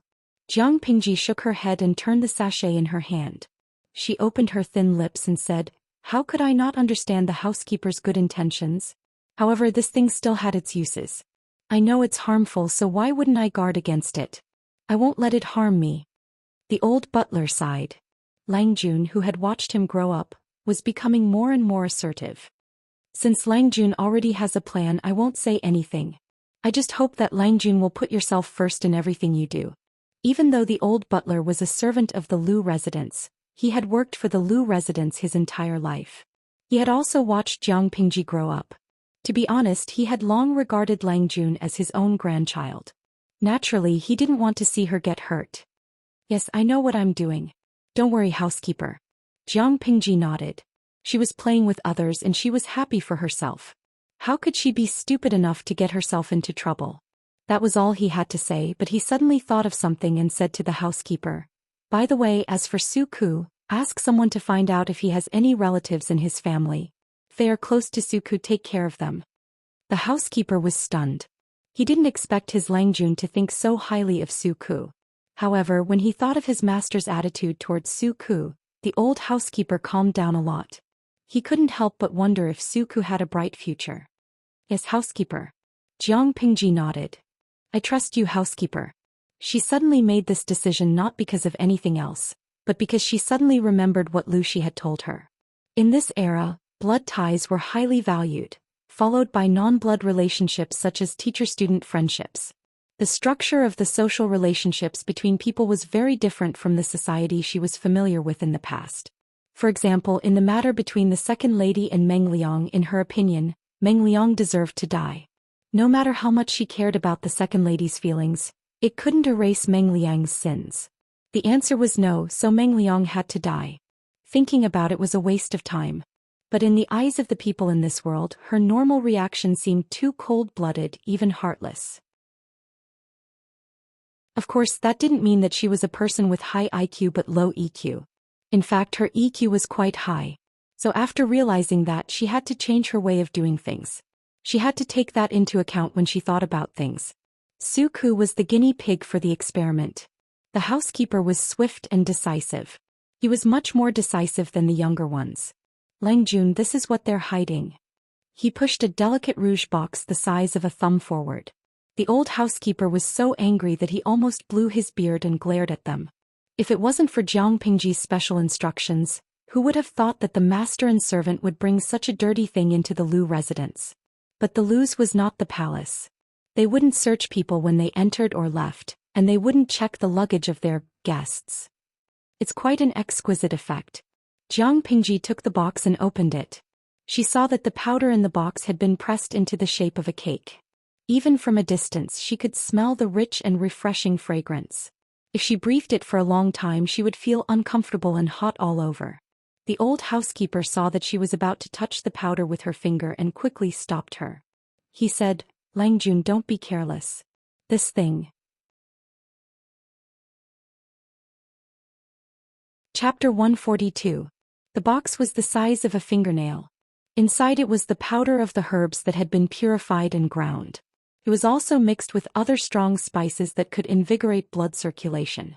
It would make one's mouth dry, skin warm up, and hallucinate. It was the same effect as the legendary aphrodisiac. Even though the technology in this era was not that great, the products that were related to reproduction were quite well developed. She wiped off the powder with a handkerchief and closed the box. "That's all." The old housekeeper saw that she looked normal and her eyes were clear. He could not help but sigh in relief. Remembering the servant's reply, he blushed. "Of course there's more. There are other, ridiculous things. But I didn't want to dirty your eyes and ears, and I didn't want to alert the enemy, so I didn't take those things out." Jiang Pingji raised her eyebrows. She could guess what the old housekeeper was talking about. It was probably a little tool for he. She had been single for years and didn't know anything. "You should talk to my father about this. He should know what to do. That Meng Liang is not a good person. Who knows what kind of good intentions he has for bringing these things into the Lu manor." Jiang Pingji said as she put the box into her purse. The old housekeeper wanted to take the box, but he froze halfway. Since Meng Liang was the second lady's son, and entered the manor as the second lady's niece, it was logical for him to eat with the second lady in the name of filial piety. Looking at the mature woman sitting at the head of the table, he suddenly felt his mouth go dry. She was his father's first wife, and she was also his birth mother in name. The two taboos made him excited. Just thinking about it made him want to make a move. However, this was the Lu residence, so he didn't dare to do anything in public. Compared to forcing things, he preferred to give in. It was more interesting that way.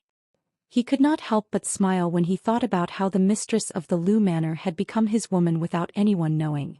The second lady sat at the head of the table and looked at her wife coldly. She felt sick inside. "What are you thinking about? Why are you so happy?" She put down her chopsticks. Seeing such a disgusting person, it would be strange if her appetite was good. Meng Liang immediately came back to his senses and put away the thoughts in his heart. He said respectfully, "When I was in the Meng mansion, I always wanted to reunite with you. I looked forward to it day and night. I didn't expect that my dream would come true. I can't contain my joy. I've made a fool of myself in front of you, mother." This mouth of his was as glib as his father. Unfortunately, who didn't know what color his stomach was. The second madam was disgusted, but she maintained a neutral attitude on the surface. "It must have been hard on you. Mother's body is at peace now. No matter how much pain I suffer, I won't feel bitter. It's all worth it." If it were a normal mother and son, the mother would feel relieved even if she was not moved when hearing such words. However, when she thought of the child she had painstakingly given birth to, the son with a cinnabar mole between his eyebrows was replaced by the son of a concubine and enjoyed the generous treatment of the legitimate son of the Meng family. Her son was killed by that B*Tvich alone and did not even have a name after his death. Every time she thought of this, the second madam felt a flame of hatred burning in her heart, forcing her to the brink of collapse. When she was in a bad mood, the second madam found an excuse to send Meng Liang out. He still wore the mask of a filial son, so he naturally did not dare to disobey. However, Meng Liang did not dare to get angry at the second madam, but couldn't he vent his anger on the manservant beside him? The manservant was loved by Meng Liang and was still living a comfortable life. Naturally, he had a way to appease Meng Liang. "It's my honor to scold and hit you, Lang Jun." The servant's face was slapped a few times, and both sides of his cheeks quickly became red and swollen. His skin was thin and fair, so the two palm marks were very obvious. However, if others saw it and misunderstood Lang Jun, wouldn't it be your servant's fault? "Please calm down. When we enter the room, you can scold me however you want. Be careful that your hand hurts." Meng Liang was so angry that he snorted heavily. He entered the room, sat down and gulped down 2 cups of tea. The manservant knew Meng Liang very well. Once he showed such an attitude, he must have been humiliated by someone. What a cold-hearted woman. No wonder father hated her to the core. Meng Liang thought of the second madam's perfunctory attitude. He could not help but feel angry.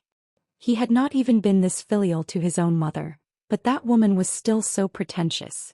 She had even sent him out hastily just now. It was such a disgrace. The manservant rolled his eyes and said, "Lang Jun, don't be angry. You were raised by master, so it's normal for her to not be close to you. Then what else can I do? She's always guarded against me. She doesn't even drink the porridge I sent her, and she doesn't let me get close to her." The manservant thought about it and said, "In my opinion, Lang Jun can be a little more indirect. She fell out of favor not long after she gave birth to her son. Later she remarried Lu Zhongqing. She cares about Lu Zhongqing's second legitimate son, so it's not like she didn't fall in love with him. It's obvious that she still cares about her son. How about this, Lang Jun, get closer to Lu Lang Jun and be on good terms with him. That way Madam's attitude will naturally soften." Meng Liang raised his head and looked at the manservant suspiciously. "You stupid advisor, do you think this suggestion will work?" The manservant let out a sigh of relief. "Lang Jun, why don't you give it a try and you'll know. If this doesn't work, it won't be too late for you to settle the score with me. You're that madam's biological son. No matter how cold she looks, she's still on your side. What's more, Lu Lang Jun is the legitimate son of Lu Zhongqing's first wife. If that madam gives birth to a legitimate son in the future, wouldn't her child be inferior to Lu Lang Jun?" Seeing that Meng Liang's expression had softened a little, he fanned the flames again. "In other words, don't think that madam treats Lu Lang Jun so well. She doesn't even know how much she hates him. No matter how distant you are from her, you're still biological mother and son." Meng Liang thought about it and felt that it made sense. "Let's give it a try for now. If it doesn't work, then it's a bad idea. Be careful of your skin and flesh." The manservant smiled and flattered, but he was secretly relieved. He thought that he had diverted the trouble to Jiang Pingji, but he had no idea that he had fallen into Jiang Pingji's trap. She had already dug a few holes for Meng Liang to jump into. She would definitely squeeze out every last bit of value from him and let him die a quiet death. That night, 2 or 3 people quietly sneaked into the farm. Chapter 143. Among them, the most well-built man raised his hand to wipe the sweat off his face. His black and white eyes seemed especially resolute and spirited in the dark. There were still a few unhealed wounds on his face and congealed blood stained his face. He looked like an Azura in the dark night. It seems that the owner of the farm isn't an ordinary person. These were left for us on purpose. Our whereabouts have been exposed? Then what should we do now, Captain? They were extremely disgusted with thieves, but they were at their wits' end now. If they didn't do this, the brothers who had escaped with them would either die of illness or from a relapse of their injuries. They had no choice but to do this. They were also very careful, and each household only took a small amount for emergencies. Logically speaking, it shouldn't arouse suspicion in a short period of time. Just keep it. What else can we do? The man called Captain bent over and picked up the wrapped items. If the owner of the farm had any ill intentions, he would have been waiting for us with the bailiffs. Why would he be so quiet? What about these? The man's companions were slightly hesitant. The captain said, "It's probably because the owner is kind. Seeing that we didn't steal everything and only took some, he probably guessed that we weren't in a good situation, so he secretly helped us. Take the items away and remember this kindness in our hearts. We'll find a way to repay him in the future." The captain couldn't be blamed for thinking this way. They had been to many farms and this was the richest one. It was also the one with the most food. The few tenant farmers in this farm didn't live a good life, but they had enough to eat and wear. They even had a lot of surplus and could save up money. He had seen many tenant farmers who worked for the farm before. They were all skin and bones and they worked so hard that their hands and feet cracked. The squires exploited them and the imperial court imposed various exorbitant taxes on them. They didn't even have enough to eat a full meal, let alone save up money. Just by comparing the two, he could guess that even if the owner of this farm wasn't a good person, he wasn't evil either. The captain seemed to have a lot of prestige among them. After hearing his words, the others immediately felt relieved. When they took the big bag back and opened it, they found that the owner of the farm was better than they had imagined. Not only were there warm clothes to resist the night wind, bedding, life-saving medicinal herbs, and clean white cloth, there were even 2 portions of streaky pork wrapped in lotus leaves, weighing at least 5 catties. Next to it were some small pieces of bones which were the best for making soup. Apart from these bits and pieces of food, there were even a few earthenware bowls and chopsticks, a medicinal stove, and more than 2 buckets of rice. These things didn't look precious, but they were extremely meticulous. One of them had sharp eyes and even took out half a tael of silver from the folded bedding. Normally, any one of them would be able to afford these things. However, their lives had fallen to the lowest point, and they could only endure hunger and the torment of illness. It was said that it was easy to add flowers to a brocade, but difficult to provide charcoal in a snowy day. At this moment he deeply understood the meaning of this saying. For a moment, even those who didn't like to cry the most had their eyes turn red. "Why are all of you so hesitant? Go stew the meat, boil the bones into soup and decoct the medicinal herbs. Don't delay." The captain, who Meng Liang called Meng Hun, was the first to recover from his gloomy mood. He passed the new bedding to the injured brothers. Although the cave they were hiding in was secluded, it was very cold and damp, and the ground was wet with puddles of water. They had no choice but to cover the ground with a layer of dry branches and haystacks. However, such a simple and crude environment was extremely unfavorable for healing. Now that they had good medicinal herbs, white cloth to change wounds, and warm bedding, it was like a dream. At least the brothers in the cave had a chance to live. He didn't want to wake up the next day to find the corpses of his former brothers dead. Although there were no seasonings, the taste of the fresh, top-notch pork was still very good after being casually stewed in water. Then he drank some soup made from the bones and accompanied it with the sticky rice porridge. A warm current flowed through his limbs, instantly giving him the illusion that he had returned to the human world from hell. Meng Hun's originally anxious heart gradually calmed down. Although he looked calm on the surface, his heart was in turmoil. He was afraid that these things had been tampered with. However, after checking, he found that there was nothing wrong with these things, and he couldn't help but feel a little ashamed. He was the one who had misunderstood the owner of the farm by gauging the heart of a gentleman with his own mean measure. "County Commandant, do you want to send someone to ask about that family tomorrow?" Since he had received their kindness, he naturally had to return it. Not to mention this was a life-saving favor. Meng Hun gulped down the hot rice porridge and gritted his teeth. "Of course we have to ask. I, Meng Hun, haven't learned many words, but I know that a drop of water should be repaid with a spring of water. Today he saved my brother. In the future when I get my revenge, my life is his." Although he said so, his current identity could not be exposed. If he really had a relationship with that kind family, it would be easy to implicate them.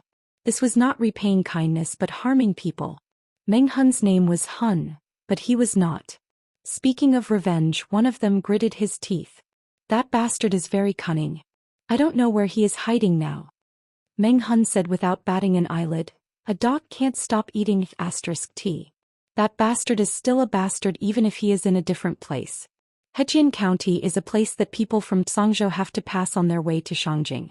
Although it is a small place, it is a good place to raise beauties. That bastard hates being restrained by the elders in his family.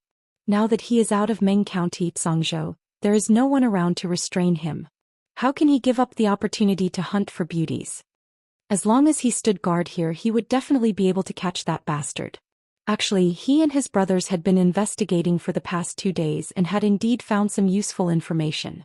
Based on the evidence, it was highly possible that Meng Liang was already in Hejian County. Thinking of his wife and daughter who had died tragically, Meng Hun clenched his fists in anger. Blue veins popped out on his forehead. He wanted to tear Meng Liang alive with his bare hands. He was a retainer of the Mengs. He was destined to go through fire and water and serve the Mengs. There were hundreds of scars on his body. Which one of them was not caused by the Mengs? He had been on the brink of death several times, and which one was not because of the Mengs? He was not smart and he did not know many words. He learned everything slowly, but he knew that he had to be grateful. He could not be two-faced and treacherous. Meng Hun was grateful for the care of the Mengs for his family. He wished he could give his heart to the Mengs in return.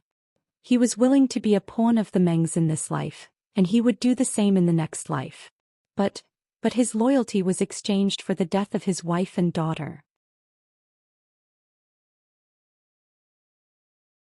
Chapter 144. The Internet provides you with wonderful novels to read. Meng Hun felt like his insides were burning when he thought of the despair his wife and daughter went through before they died. His eyes were bloodshot and his eyes were bloodshot. His anger was burning and gradually infected the others. The delicious hot soup in their mouths was tasteless. "Captain, we'll have plenty of chances to get our revenge.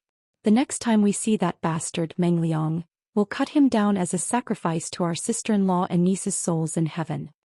The man raised his left hand and patted Meng Hun's shoulder. His right hand was injured.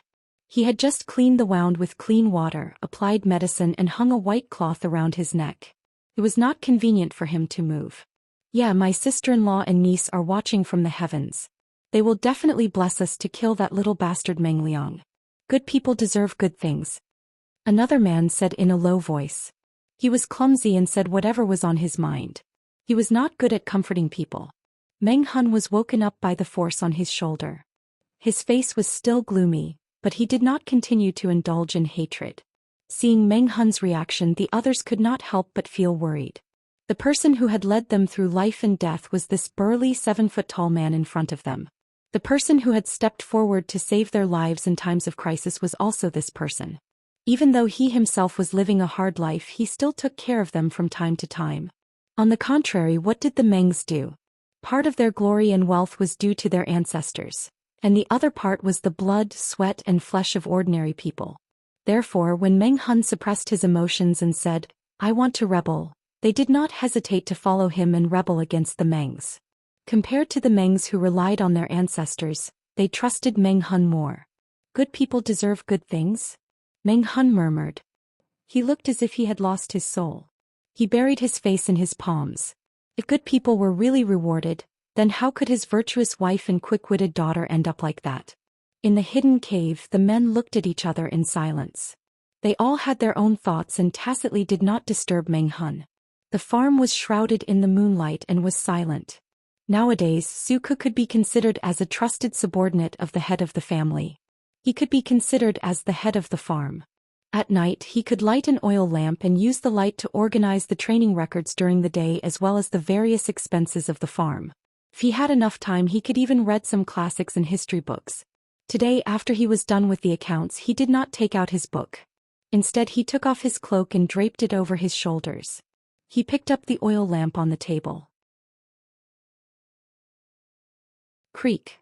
Raising his hand to block the wind from blowing out the oil lamp, he made his way to the cubicle next to the kitchen where the ingredients were stored. He lifted the lamp and took a closer look. Sure enough, the things he had prepared were gone. Even the footprints on the ground had been deliberately erased. The gift is light, but the sentiment is heavy. It's good that this gift can be delivered to the bottom of my heart. Suku looked around the cubicle and a faint smile appeared on his face. Then he looked a little worried. Tisk, although that's the case, I've spent 6 taels and 7 chen this time. He had used up more than half of it.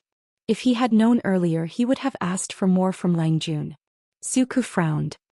He guarded the oil lamp, closed the cubicle door and walked back to his room step by step. These days, ordinary people could only taste meat once a year on New Year's Day.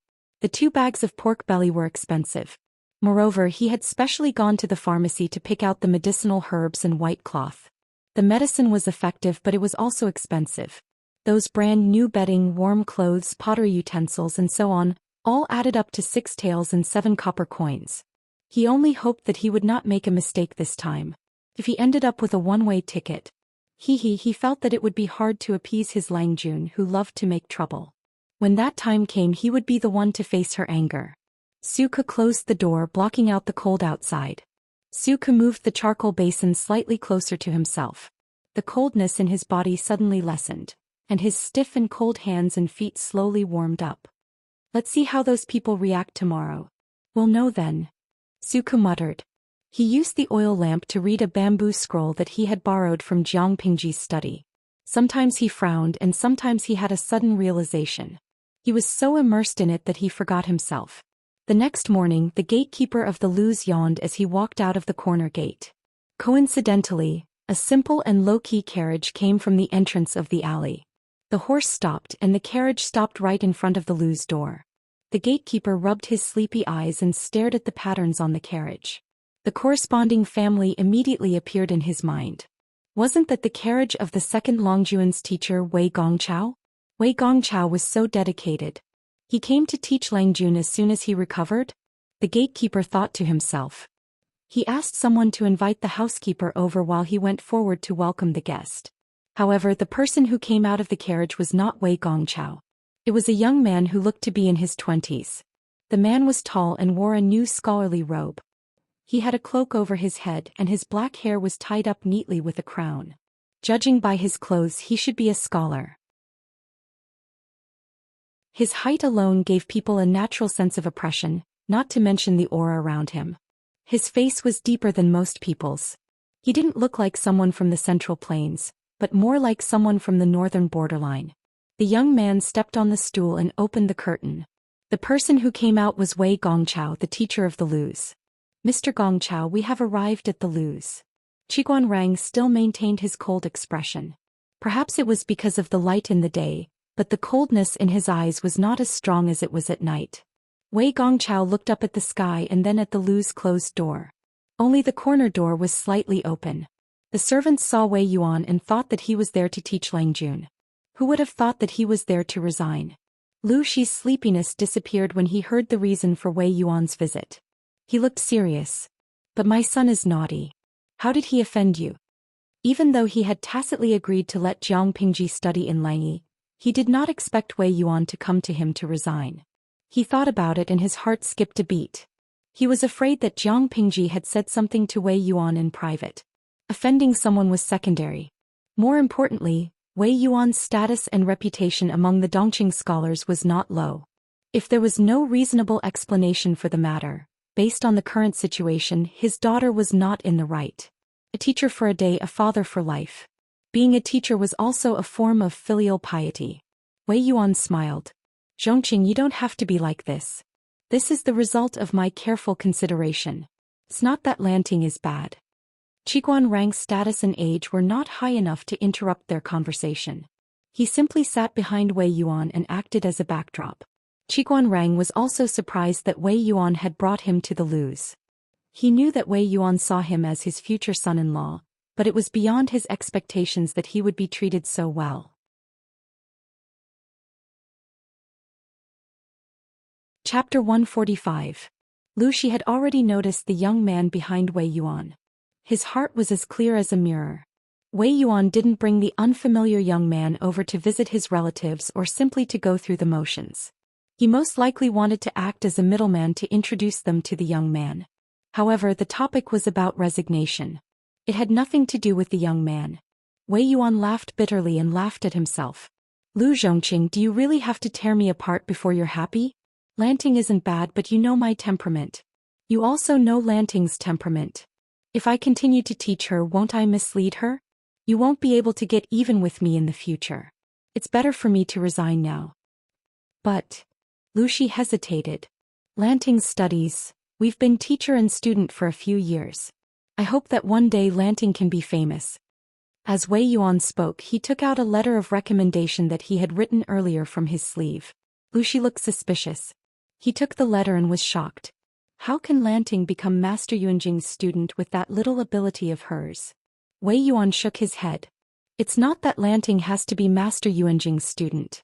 After all, that person has a strange temperament. And I have heard about him. Lanting might not be able to like him. It's just that there are many talented people in Langyi County. There are as many scholars as there are stars in the sky. It's easy to make friends. At Lanting's age, she should learn to go out and visit friends.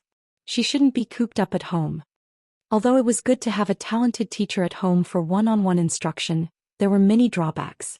Wei Yuan always felt that his student's temperament was too introverted and shy.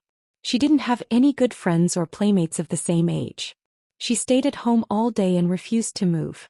He didn't know that there was a special term for people like her who didn't go out all year round.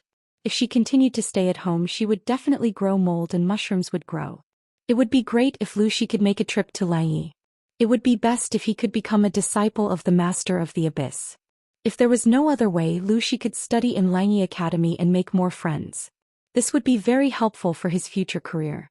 The officialdom was not a place that could be explored alone. If Lu Shi was just an ordinary aristocrat as his son, Lu Shi would only need to be slightly more successful than him. However, the reality was that Lu Shi was famous in Dongqing and even the 5 countries. He had made countless enemies in the officialdom. This was a bit embarrassing. Lu Shi's political enemies couldn't do anything to his father, but couldn't they do something to his son? Even a fool knew that one had to pick the softest persimmon. In the future, Lu Shi would only be obsessed with literature. It would be fine if he did not get involved in politics, but once he did, he would immediately have a row of natural political enemies. In order to have an easier road in the future, it was important to start building connections now. How could Lu Shi not understand that Wei Yuan was thinking about Jiang Pingji? Even if Wei Yuan hadn't come to ask for his resignation, he would have waited for Wei Yuan's condition to improve before taking the initiative to visit him. Now that Wei Yuan had taken the initiative to step forward, it saved them a lot of unnecessary trouble. Lu Shi naturally wanted to return the favor.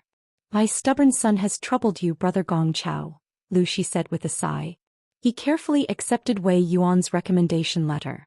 We haven't seen each other for many years. I wonder if Brother Gong Chao would be willing to stay for lunch and drink with me? Wei Yuan and Lu Shi weren't that close in the past.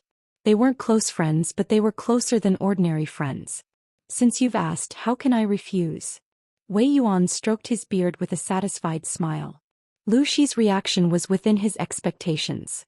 Lu Shi was about to get up and order some food and wine. It was only then that he noticed the young man next to Wei Yuan. He looked a little surprised and teased. Are you a descendant of Brother Gongcao's family? Qiguan Rang had been looking down respectfully. When he heard Lu Shi mention him, he cupped his hands and bowed. Wei Yuan stroked his beard and smiled. I'm not a descendant of my family, but I'm close. Lu Shi's heart skipped a beat. He knew that this was probably Wei Yuan's son-in-law candidate. His interest was piqued and he carefully examined the young man. To judge a person, one didn't just have to look at their appearance. More importantly, one had to look at their spirit. could be said to be their temperament or their aura. Some people could wear mulberry linen with a leather brocade. Others, even if they wore gold and jade, looked like beggars on the side of the road. After a closer look, Lucy exclaimed, "I don't know where Brother Gongchao found him. He's an outstanding young man." Wei Yuan's cheeks were flushed with joy when Lucy praised his son-in-law. He was proud of himself. Qiguan Rang didn't say anything. He just clenched his fists in his sleeves. Even if he could calmly plot to kill someone, how could he stay calm in front of the only person in Dongqing he had approved of? An idol? Wei Yuan smiled and waved his hand, saying that Lucy was praising him too much. "How should I address you?" Lucy didn't put on airs. He said he seemed very approachable. The question was directed at Qiguan Rang. It wasn't convenient for Wei Yuan to answer. He brought Qiguan Rang here to let him have a look at Lucy. He couldn't help him with everything. "I'm Qiguan Rang. Greetings, Chief Lu." Lucy was silent for a while. Then he asked with a smile, "Where do you live? Where are you from?" "Shangyu from the northern borderline," Qiguan Rang answered. Lucy looked down. His expression became more serious. His voice became softer. "Do you have a courtesy name?" "My master has taken it. Courtesy name Wenzheng." Lucy was speechless. Right now he really wanted to be alone. Don't ask him who Jingjing was. Qiguan Rang, courtesy name Wenjing from the northern borderline. He lost his wife at a young age. That was what he knew. There was nothing special about him. What was special was that he was unusually ruthless and cunning.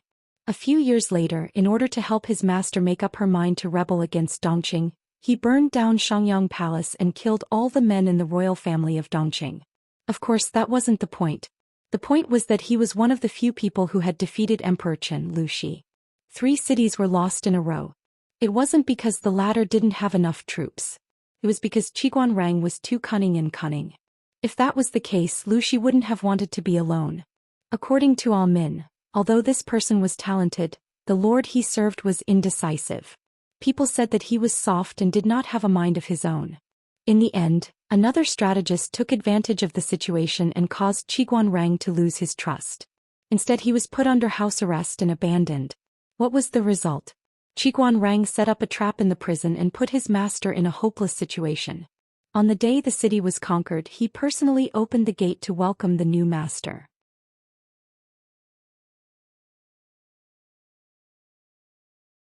Chapter 146. We provide you with exciting novels to read. Logically speaking, a man who was disloyal, job-hopping, and cheated his former boss would be despised by everyone. However, Qiguan Rang was not despised by his new boss, the Emperor Chen. Instead, he was put in an important position and was promoted to be the emperor's confidant. Amin had once said that Qiguan Rang was a controversial person in both official and unofficial history. In Emperor Chen's think tank, he was not a very popular person. He did not have a good relationship with others, but he had been able to rise through the ranks. This was inextricably linked to Emperor Chen's constant protection. Lu Shi carefully observed Qiguan Rang, trying to find a trace of something on his face. What trace? It was a mystery that Amin had been thinking about before her death. The Emperor Chen's throne had always been empty and the harem was empty. There was no trace of a male partner in the official history. However, he had a daughter and a strange man's body was buried in the imperial mausoleum. So here came the question. Who was Jiang Gaozong's father? According to Amin's chatter, it seemed that the later generations had guessed the men around the emperor. There were all kinds of sadomasochism and each had their own reasons for being on the list. The reason why Qiguan Rang was in the top 10 was because of the emperor's protection and trust in him. This was a privilege that many people did not enjoy. It should be known that Qiguan Rang had done many things. According to the customs of the time, it was not an exaggeration to say that Qiguan Rang would have died 100 times over. If he was disloyal once, he wouldn't die 100 times. How many people thought that Qiguan Rang's loyalty was almost non-existent and that he would stab the emperor in the back? But the emperor's words made everyone shut up. It was even written into the official history and could be verified. In this big world, who can be called a wise ruler other than me? Qiguan Rang had said, a virtuous minister chooses his master. The emperor had said that she was the only wise ruler in the world. In other words, who else would Qiguan Rang be loyal to besides her? Who else could he be loyal to? Lu Shi thought about it a few times, but there was no change in his expression. Instead he said naturally, Wenzheng? That's a good name. Good for my ass. Proof admonition from the words, the voice. However, if one were to look at Qiguan Rang's future life, only the love and hate entanglement described by Ah Min, would the things he did be worthy of this cousin's name? Qiguan Rang did not know that Lu Shi's heart had completely let go of himself. His mind was full of rich and colorful thoughts which made people speechless. You don't have to be so restrained. Since brother Gongchao and I are of the same generation, you are also considered to be my junior. Lu Shi changed the topic and said, Lanting told me before that brother Gongcao's family has an extraordinary young man. I think he must be Wenzheng. His words were full of affirmation for Qiguan Rang. Although his idol was so approachable, Qiguan Rang faintly felt that something was wrong. He thought that he was a little untalented, but Lu Shi did not test him, nor did he try to test him. Instead he was so sure of himself. His words did not seem to be fake but very sincere. It seemed that he really knew something and had seen through him from the beginning. Before Qiguan Rang could think further, Lu Shi called the housekeeper over and asked what Jiang Pingji was doing. Wei Yuan was satisfied and took the initiative to say, I still have some things to discuss with Zhongqing. Wenjing, go and see Lanting for me. As for what they were going to discuss, only he and Lu Shi knew. Dongqing was on the verge of collapse, but there were still people living in a drunken stupor. Wei Yuan was anxious and had no choice but to come to Lu Shi to find out what was going on. He also wanted to find out more about Lu Shi's relationship with the Mengs in Song Prefecture's Meng County. Have you seen my father? Qiguan Rang was led to Jiang Pingji's study by the housekeeper. As soon as he entered, he saw Jiang Pingji leaning on the table without a care for her image. Her long hair was tied behind her head and she looked like she had just woken up. There were a few bamboo scrolls and books beside her. Yes, I have. Qiguan Rang walked in and sat not far from her. Although they had only met twice, they had a feeling that they were in tune. Jiang Pingji sat up straight and asked with a smile, How do you feel? Qiguan Rang considered his words. Chief Lu is approachable. I don't think he is as difficult to get along with as the rumors say. I've heard of his pacification of Hu County. I originally thought that this person would be rather aggressive or unruly, worthy of being a great ruler. Now that I see it, he seems rather benevolent. So? Jiang Pingji asked. Qiguan Rang touched his forehead with his hand and said with a smile, It seems that County Chief Lu has an advisor who is quite fierce and ruthless. From what I saw just now, he is gentle, generous, and benevolent. If it were not for his advisor, I think Chief Lu would have taken over Hu County with a gentle approach. He would not have acted so forcefully by suppressing the local gentry in Hu County. As the saying goes, it is easy to change mountains and rivers, but it is hard to change one's nature. If there is no external influence, one's actions will follow a certain pattern. Whether it was Qiguan Rang or Jiang Pingji, both of them could predict a person's reaction to certain things based on their temperament. Hu County was a tumor that was difficult to cure. The only way to survive was to dig deep and eradicate the source of the disease. According to Lu Shi's temperament, if there was no advisor, Jiang Pingji believed that he would choose a gentler approach. Maybe. But father is not interested in bringing official business into the mansion. I have never heard of the advisor you mentioned. Tell me, what did father say to you just now? What was his expression like? Jiang Pingji usually made friends based on her intuition and judgment. Qiguan Rang had the same temperament. The two of them were surprisingly compatible in some aspects. They felt like old friends when they first met. Qiguan Rang had a deeper feeling about this. Jiang Pingji, he thought for a while and described the scene of their meeting. So, father is quite satisfied with you and pays attention to you? Qiguan Rang's cold face showed a hint of self-mockery. He was clear about his own status. If Wei Yuan had not thought highly of him and wanted to find a son-in-law, he would have been just a commoner at the border. Half of his blood was from the northern borderline. His social situation and status would have been awkward. When he was young, he was often humiliated by the children around him as a bastard. He did not want to admit that he was lowly, but he had to admit that others would think that he was lowly and despicable. Lanting, you think too highly of me. I am just a commoner. How can I make Chief Lu look at me in a different light? Jiang Pingji said casually. Does Qingjing think that there is nothing about you that is worthy of being looked at? Qiguan Rang was speechless. He subconsciously wanted to hold his feather fan tightly, but he realized that he did not bring it with him that day. You have me in a circle. Even if it is a humble statement, it does not make me feel that I am incompetent. That's right. You are talented and capable. Why can't my father look at you differently?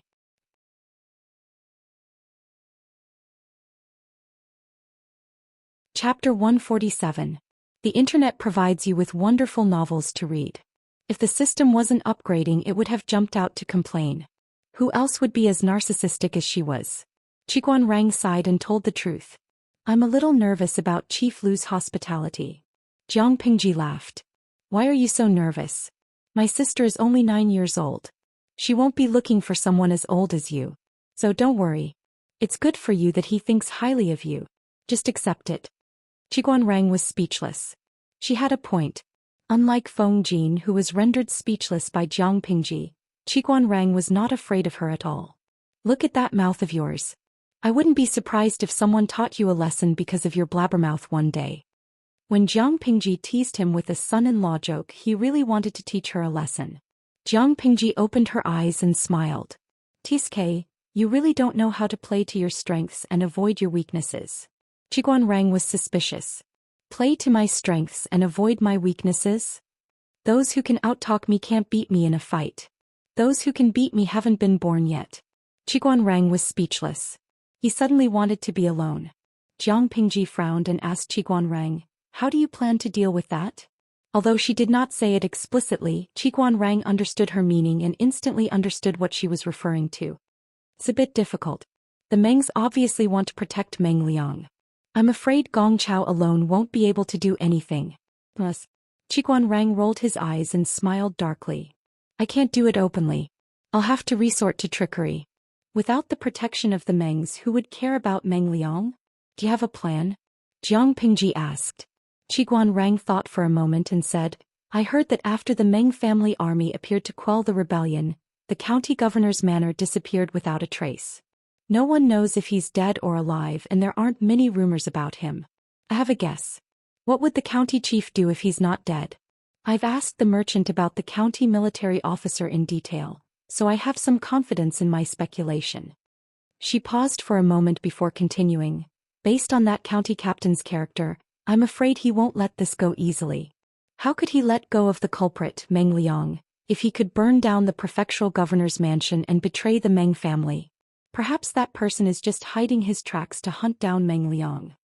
In other words, if Meng Liang is in Hejian County, the county captain is most likely in Hejian County as well. Jiang Pingji listened attentively to Qiguan Rang's words, then laughed. So Wenjing wants to kill with a borrowed knife? He openly admitted, Mr. Gong Chao is no match for the Meng family. If you want to take revenge, you can't expose yourself. If he were to be exposed, even if he had a belly full of anger, he would have to suppress it and endure it. If Wei Yuan did not have the confidence to extricate himself from this matter, the Mengs would take revenge on him. By then his family would be ruined and the price to pay would be too high. Based on these considerations, Wei Yuan had to think it over carefully. Jiang Pingji said, Wenjing's thoughts coincide with mine, but I think it's a loss if it's just this. A loss? Why do you say that? She stood up and said to Qiguan Rang, Wenjing, follow me somewhere. You'll know when you see me. She thought they were going to the Lu's, but she had someone prepare a carriage and they drove out of the city. Jiang Pingji did not say a word along the way. Qiguan Rang saw it and closed his eyes, pretending to take a nap. The carriage steadily drove out of the city and toward the farm. The road was bumpy, but the shock absorption system of the carriage was pretty good, so the bumps were bearable. When the driver stopped the carriage and brought out the stool, Qiguan Rang finally lost his cool and asked, What does Lanting want me to see? You'll know in a moment. Come on time. Look over there. Jiang Pingji jumped out of the carriage willfully, but Qiguan Rang stepped on the stool in a polite manner.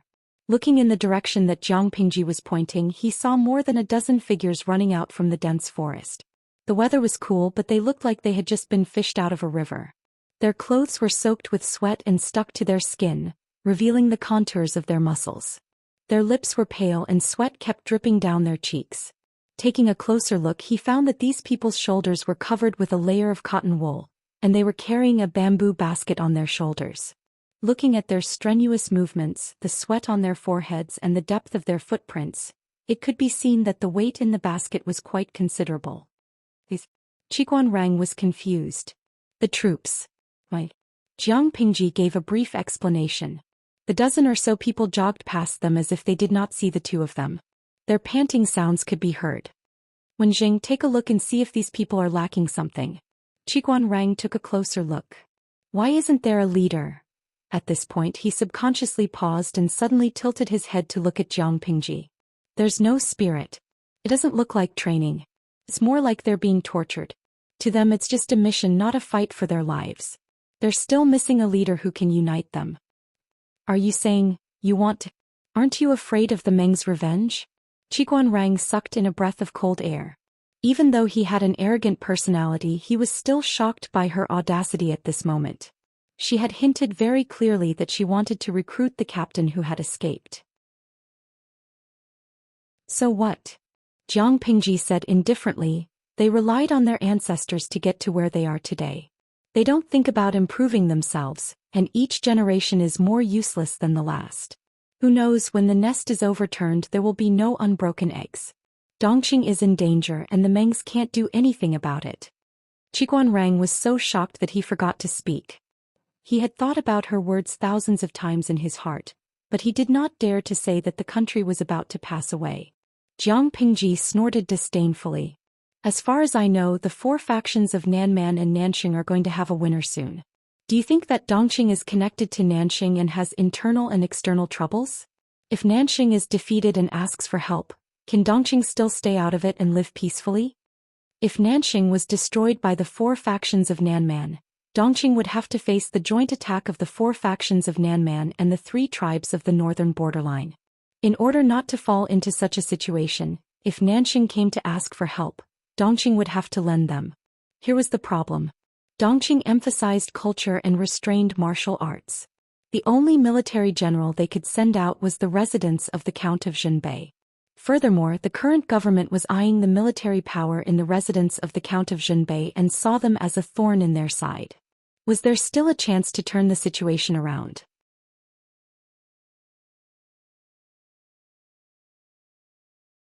Chapter 148. Once they entered the troubled times, the Meng family was just a noble family. Although they had troops, it was limited. They didn't have descendants who could carry the flag. It was already difficult enough for them to survive in the troubled times with the little troops they had. How could they deal with the Meng family? You think too much. Qiguan Rang recovered from his initial shock and composed himself. He had already mentally prepared himself for the shocking news. What else is there? Tell me all at once. With your audacious personality, I don't think this is all you have. Jiang Pingji smiled shyly. Qiguan Rang felt a chill in his heart. He heard her say, "My accountant gave me an idea." What idea? Qiguan Rang asked again, and Jiang Pingji briefly explained Suku's plan. This is indeed a very bold idea and it's feasible. However, what's troubling is where will the first batch of rice come from? Jiang Pingji suddenly smiled. I was just worrying about it when Meng Liang appeared. Wouldn't it be a pity if I didn't make use of him? Suku was stumped by Jiang Pingji. He didn't know what she was going to do next, but Qiguan Rang could see it clearly. It was precisely because he could see everything clearly that he was dumbfounded by Jiang Pingji's thick skin, which was as thick as the corner of a city wall. Are you trying to tell me that you want to use Meng Liang to exchange for a large amount of grain from the Meng family? Then you want the captain to kill Meng Liang to vent his anger? You want to tell the public that the captain has already been killed by you. You want to use Meng Liang's life as a favor to recruit the captain and let him bear the anger of the Meng family? How could he be so thick-skinned? You've reaped all the benefits, but you're still acting like you're at a disadvantage. You forgot something. If the commandant dies in my hands, I can ask the Mengs for another sum of money. Qiguan Rang. Not only that, she could also use the grain she got from the Mengs to swindle those aristocratic families who had money and grain. From the beginning to the end she didn't put in any capital, but after a round of rolling she was able to earn a lot. Qiguan Rang was puzzled, so he asked an important question. But why are you telling me such an important matter? Jiang Pingji said, Mr. Wei is interested in finding a son-in-law, but Wenjing has no assets. Which of the 3 letters and 6 rights do you want to remove? Rang was silent. After a while he said, "Is Lanting trying to buy people's hearts with this? Was he that cheap? Telling him all this in the name of roping him in, was actually dragging him down with them. If he failed, everyone would die together. If he succeeded, he would be able to earn a small profit." No matter how he thought about it, he felt that he was at a disadvantage. Jiang Pingji raised her hand and patted his shoulder, but she was short so she could only pat his arm. It's not about the value of the gift, it's about the thoughtfulness. Caring to the point of taking his life? Rang didn't know whether to laugh or cry, but surprisingly he didn't reject it. He had to admit that Lu Lanting's temperament was just to his liking. They were too compatible. Suke heard about Jiang Pingji's arrival and hurried over. He saw his Langjun sitting opposite a cold-looking young man. The former was smiling and talking while the latter's face was still cold, but his expression was gentle and his eyes were full of vigor. "Ku greets you, Langjun." Suke cupped his hands in greeting, but he secretly sized up Rang. A strange look flashed in his eyes. Rang saw that Suke's face was covered with a thick white cloth, which covered the mark of punishment. He frowned but didn't say a word. "Wenjing, this is my accountant Suku. Su Xiaoyu, I'll leave the troops to him for now." Rang's relaxed attitude became serious when he heard Suke's name. He didn't miss the fact that the plan Jiang Pingji had mentioned came from this person named Suku. He's a brave one. Rang's lips curled stiffly. He was more interested in Suku now. It was a kind of intuition. It was as if he had smelled the scent of a kindred spirit. Even if Suku was different from him, the two of them were quite compatible. Compared to open and above-board schemes, he and Suku were more adept at sinister and treacherous schemes. Naturally, their auras were similar. "This is my future brother-in-law." Jiang Pingji stared at Rang's gloomy gaze. She was not afraid of lowering his seniority, but it wasn't really lowering his seniority. Rang's seniority was lower than Wei Yuan's. He's also an interesting person. Suke took the opportunity of cupping his hands in greeting and secretly rolled his eyes. Every time his Langjun said that someone was interesting, he knew that the person was probably a black-hearted person. Birds of a feather flocked together. A playmate attracted by his Langjun's temperament was definitely not a good person. Jiang Pingji did not avoid Rang and asked Suku, "Did those people come last night?" Suku looked at Rang cautiously, but the latter was calm. "They came in the middle of the night." Jiang Pingji's smile brightened. "Did they take everything?" Suku nodded. "Yes, they did." Rang silently listened to the conversation between the black-hearted master and servant. He secretly broke into a cold sweat for the rumored kind-hearted and honest county chief. "I'll go change my clothes first. Xiaoyu, please entertain Wenjing for me." Jiang Pingji got up and went to the farm master's room to change into a set of brown clothing that was easy to move around in. She was wearing layers of clothing that were complicated and gorgeous, but it still could not change the fact that the bottom part of her clothing was exposed. Without Jiang Pingji present, Rang could openly size up Suku. He did not have the slightest bit of stage fright, and the two of them exchanged glances. Jiang Pingji, who moved swiftly and efficiently, changed her clothes into a brown one. Although it was popular to be gay these days, the two of them were looking at each other affectionately. As a companion, she was very nervous. Cough, cough, cough. The fake cough that could not be more fake broke the tense atmosphere between the two of them. It was the first time Rang saw Jiang Pingji wear brown clothing. He could not help but raise his eyebrows. "Why did you change into this?" Although brown clothing was convenient to move around in, it was worn by commoners or poor families. An aristocratic family like Jiang Pingji wouldn't even touch it, let alone wear it. Moreover, according to the rules of etiquette, it was not in line with etiquette. If some old scholars saw it, they would probably criticize her for not understanding etiquette. Aren't clothes made for people to wear? As long as it's comfortable to wear, then it's a piece of clothing. It's also valuable. Looks gorgeous, but it's a hindrance when you wear it. It's better to hang it on a hanger to admire. Why do you make yourself uncomfortable? Jiang Pingji said indifferently, "Wenjing is not a stubborn person. Will you be angry because I'm wearing brown clothing?"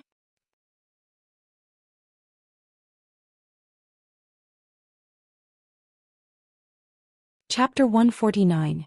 When the child heard this voice, he subconsciously stopped sobbing and looked pitifully at the other person with his large, watery eyes. Then with a loud wail he turned around and crawled 2 steps towards his friends. Although these children were young, they were very vigilant. In today's world there were many people who actively sold their children, and there were also many people who racked their brains to kidnap other people's children and sell them. There were only a few tenant farmers in the entire farm, and they were all familiar with each other. When they saw a strange man, and such an ugly one at that, how could they not be shocked? The children screamed and ran in all directions, attracting the attention of the adults who were doing farm work nearby. Nowadays there were too many black-hearted traffickers who abducted and sold children. Women often gathered together to talk about family trivia. Most of the content was related to trivial matters like rice, oil, salt, soy sauce, vinegar, and tea.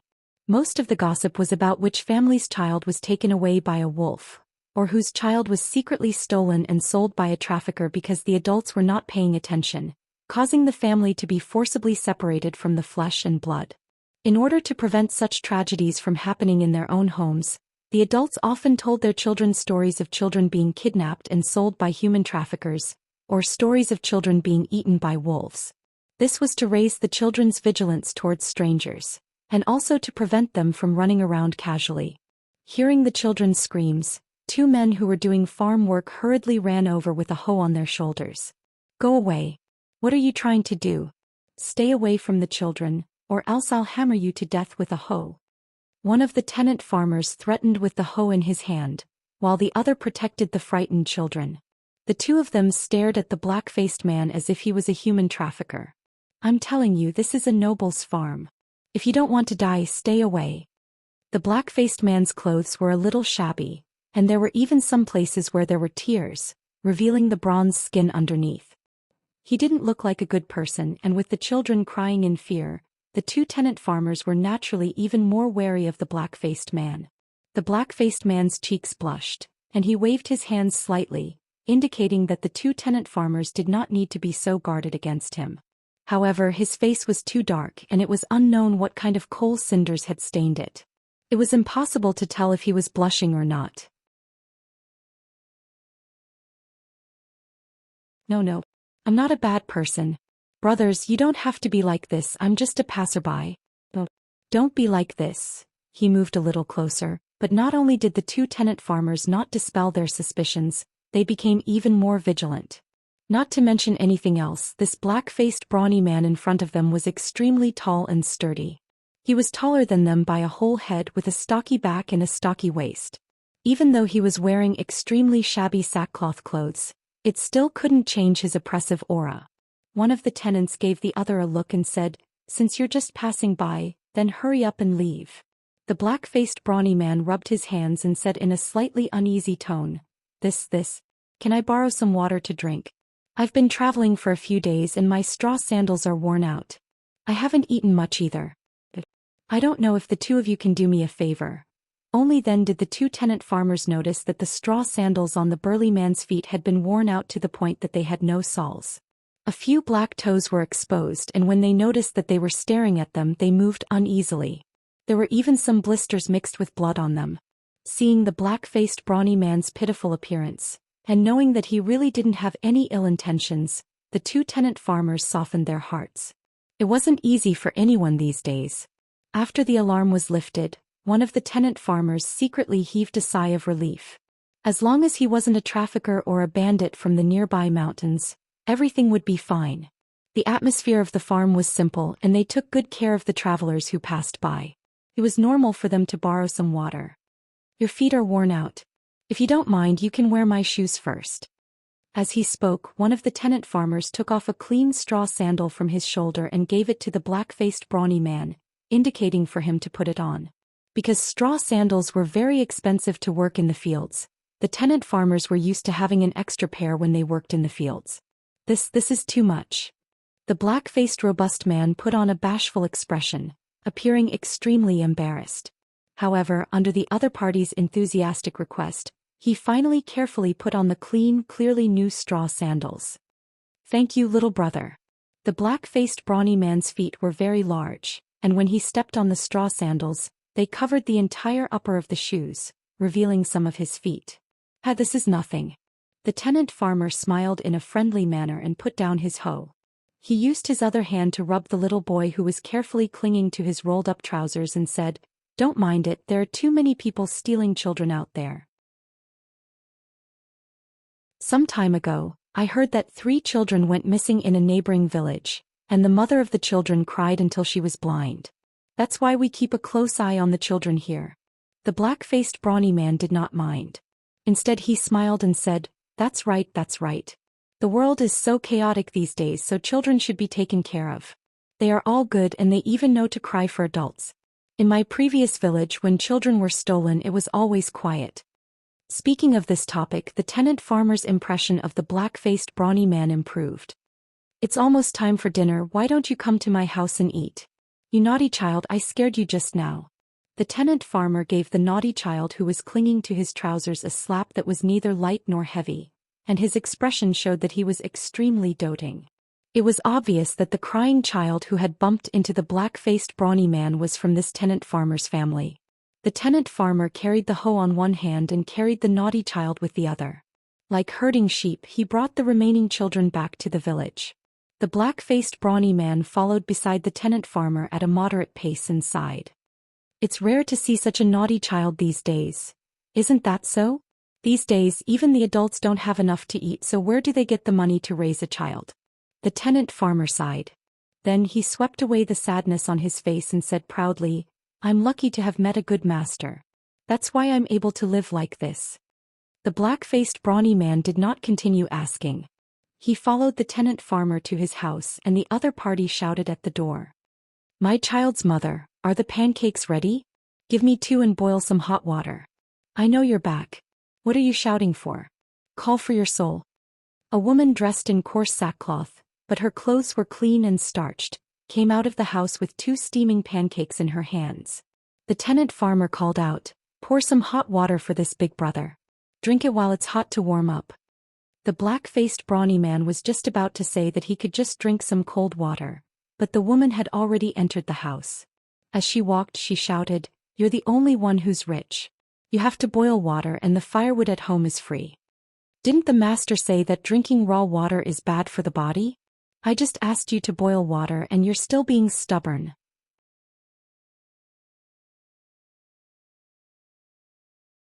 Chapter 150. We provide you with wonderful novels to read. Come on, brother. We don't have anything good to serve you at home. Here are some pancakes we just baked. Eat them while they're hot. The woman came out again and poured hot water and a delicious pancake with some minced meat for the man. The black-faced brawny man wolfed down the flatbread while drinking the boiled water in the ceramic bowl, enjoying the meal with relish. "I've been to so many places, but this is the only place where I live the best." After he finished 2 pancakes, he still wanted more. The woman saw it and went into the house to get him another pancake. "We're lucky to have a good master. Otherwise, the whole family would have to drink the Northwest." The tenant chewed on the pancake and sighed with emotion. The man nodded in agreement and asked casually, "Which family is the master of this place? He's so kind. He's like a living Buddha in the temple."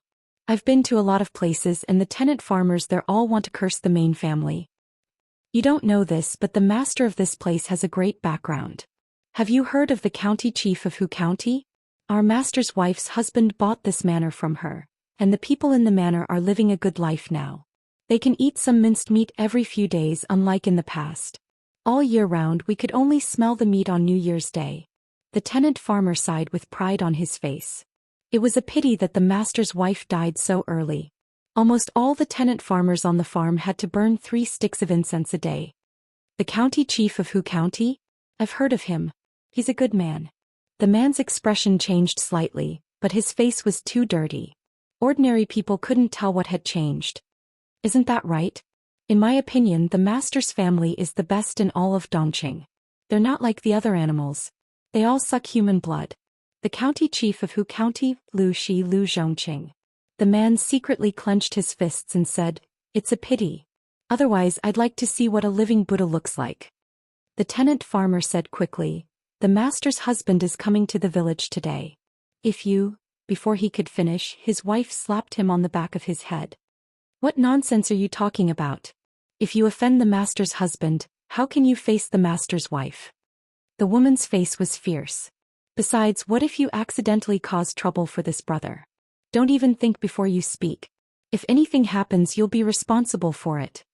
The woman was indeed worried that the black-faced man would frighten the noble, but she was also thinking for the black-faced man's sake. The reason why nobles were nobles was that they were nobles from head to toe and were timid.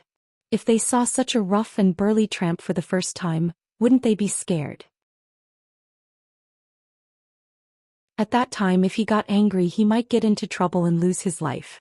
Only then did the tenant farmer realize that something was wrong. He awkwardly chuckled at the black-faced man, revealing a slightly silly smile. The black-faced man did not mind and cupped his hands. Little brother is too polite. Sister-in-law is right, it's not good to disturb the noble. Although the black-faced man said so himself, the tenant still felt a little embarrassed. Coincidentally, the head of the manor came from outside the fence. He could hear him shouting from afar, "Taiju, do you still have your fishing rods?" The tenant craned his neck curiously. When he saw it was the head of the manor, his face showed some confusion. "What's wrong, sir?"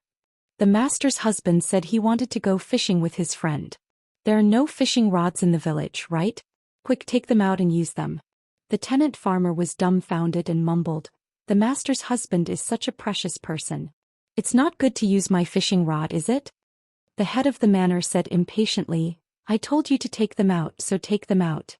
Don't talk so much. It's not like I won't return them to you." "I don't care about the fishing rod." The tenant farmer put down the half-eaten biscuit and got up to get a bunch of things from the house, including a variety of fish baskets and bait he made himself. "Do you want to send them to the master's husband now?" "Of course." The head of the manor said. "Also, call 2 people who can swim to protect the master's husband in case something happens. Everyone is busy with farm work now. Where can we get people in such a short time?" The tenant farmer mumbled. The black-faced man rubbed his hands nervously and stammered. Should I go with him? I know how to swim. I can hold my breath in the water." When the head of the manor heard this, he glanced at the black-faced man and then at the tenant farmer. He flatly denied, "No, it's scary. I've been walking in the mountains for a few days. I can wash my face and it's clean. It's not scary. Sir, he's just passing by. He's quite kind. He heard that the master's husband is nice and thinks he's a living Buddha.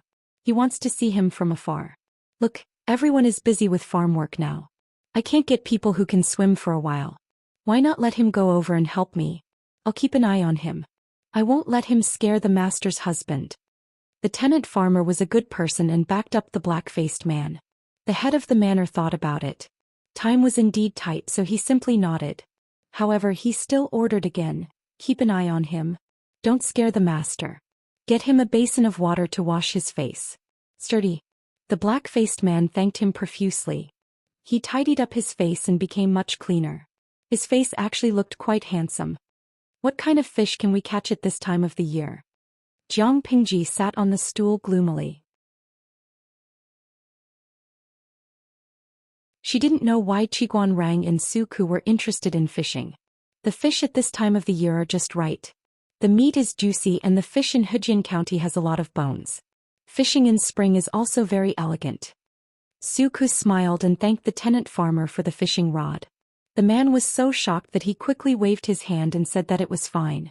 "You're a landlubber. Be careful not to get caught by the fish." Jiang Pingji moved the stool to another place. "Then you guys can continue fishing." "Lanting, aren't you coming to play?" Qiguan Rang asked. Jiang Pingji was too lazy to look up. She rested her chin on her hand and said with certainty, "I can't catch any fish. Then I won't play." Qiguan Rang was amused by her words. No matter how bad one's fishing skills were, there would always be a catch if one was patient. However, he did not know that Jiang Pingji was not being modest or lazy when she said that. The killing intent on her body was very faint, but fish were extremely sensitive creatures. They could sense things that ordinary people could not. It would be strange if Jiang Pingji could catch a fish. Jiang Pingji looked at the 2 people sitting on the stool, fishing with one fishing rod in each hand. She looked away. She had no interest in such a boring activity. She lifted her leg and kicked the fish basket beside her.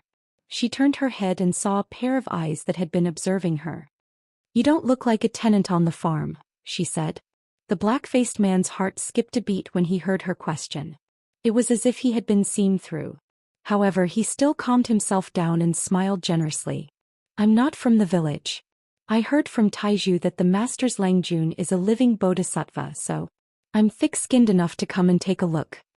Jiang Pingji asked again, now that you see me, do I look like a living Buddha in the temple? Was she a living Buddha who could scare the nearby fish to Qiguan Rang's side with her aura? The black-faced man chose to remain silent.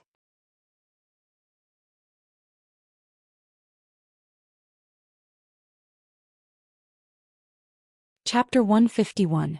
Faced with the man's silence, Jiang Pingji couldn't help but laugh. She continued to ask, is this question that hard to answer? The black-faced brawny man cupped his hands in greeting and said awkwardly, no. I'm clumsy and I haven't learned much. I'm a rude person, so I've never seen a kind-hearted person like you. But I was too nervous and forgot how to speak. After saying that, the man's palms were covered in cold sweat. He couldn't get rid of the sense of danger that his identity had been exposed. Jiang Pingji said to the folding stool beside her, sit down.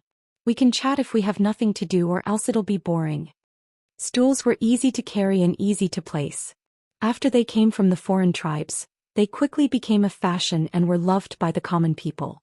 Usually when they had nothing to do, they would take a small stool and sit in the yard, chatting with their neighbors and gossiping.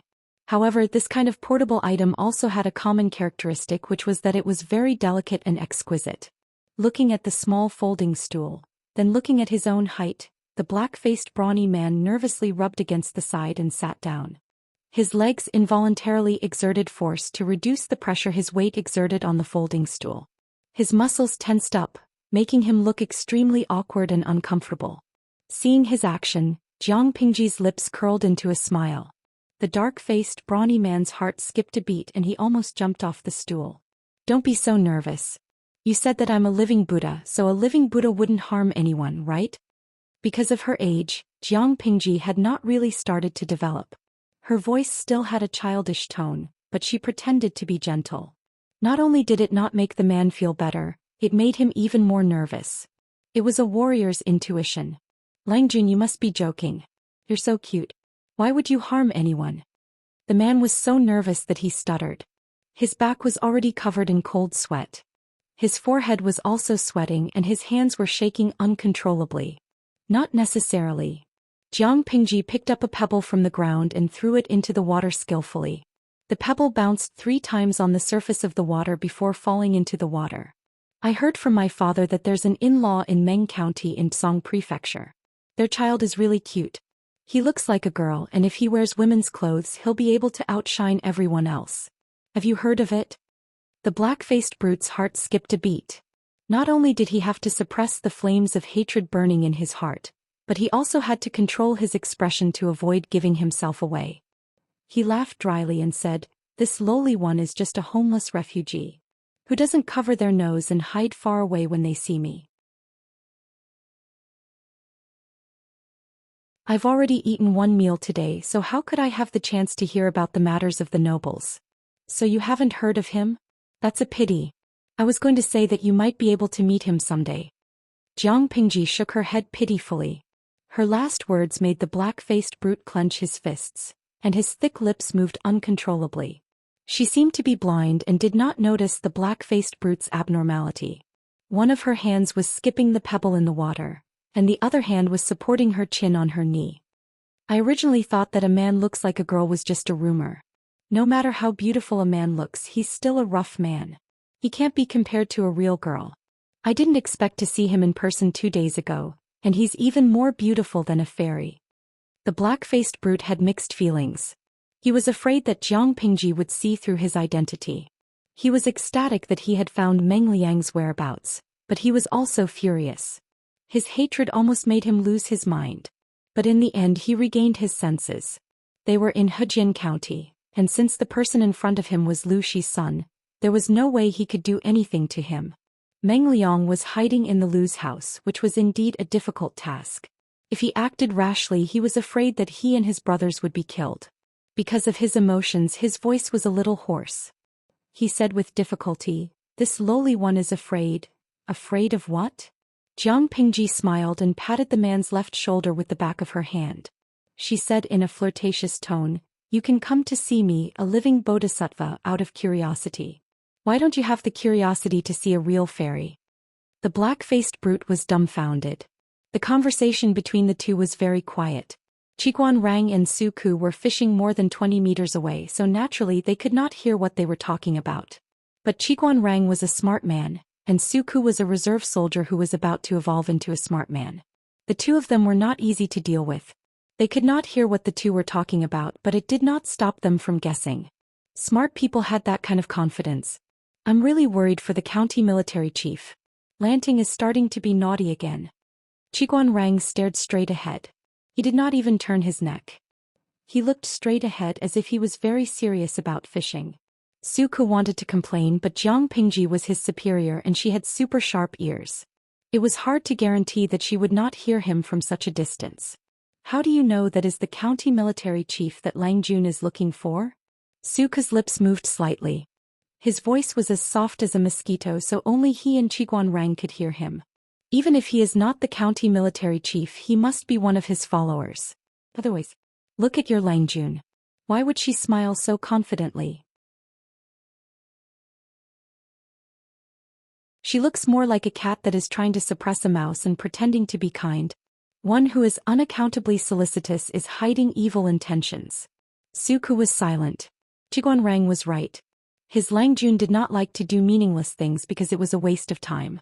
Once she showed interest, it would only prove that the other party was beneficial to her, and that it was worth her time. "Other than that, Qiguan Lang Jun does not have his own judgment?" Su Ku asked. Even though he knew that Qiguan Rang was also someone that his Lang Jun had her eyes on, he could not help but want to find out more about him. Qiguan Rang did not get angry at Su Ku's provocation. Instead, his eyes flashed with a hint of mockery. "Didn't you notice that the big brute is sitting right next to Lanting? If he was a real refugee, how would he have the guts to sit next to the son of a noble family? Even if Jiang Pingji allowed it, a normal person would not dare to sit with the other party out of fear and apprehension to avoid getting into trouble." When Qiguan Rang mentioned his name, Su Ku suddenly realized something. His hand that was holding the fishing rod stopped. The fish that was about to take the bait was startled and swam away.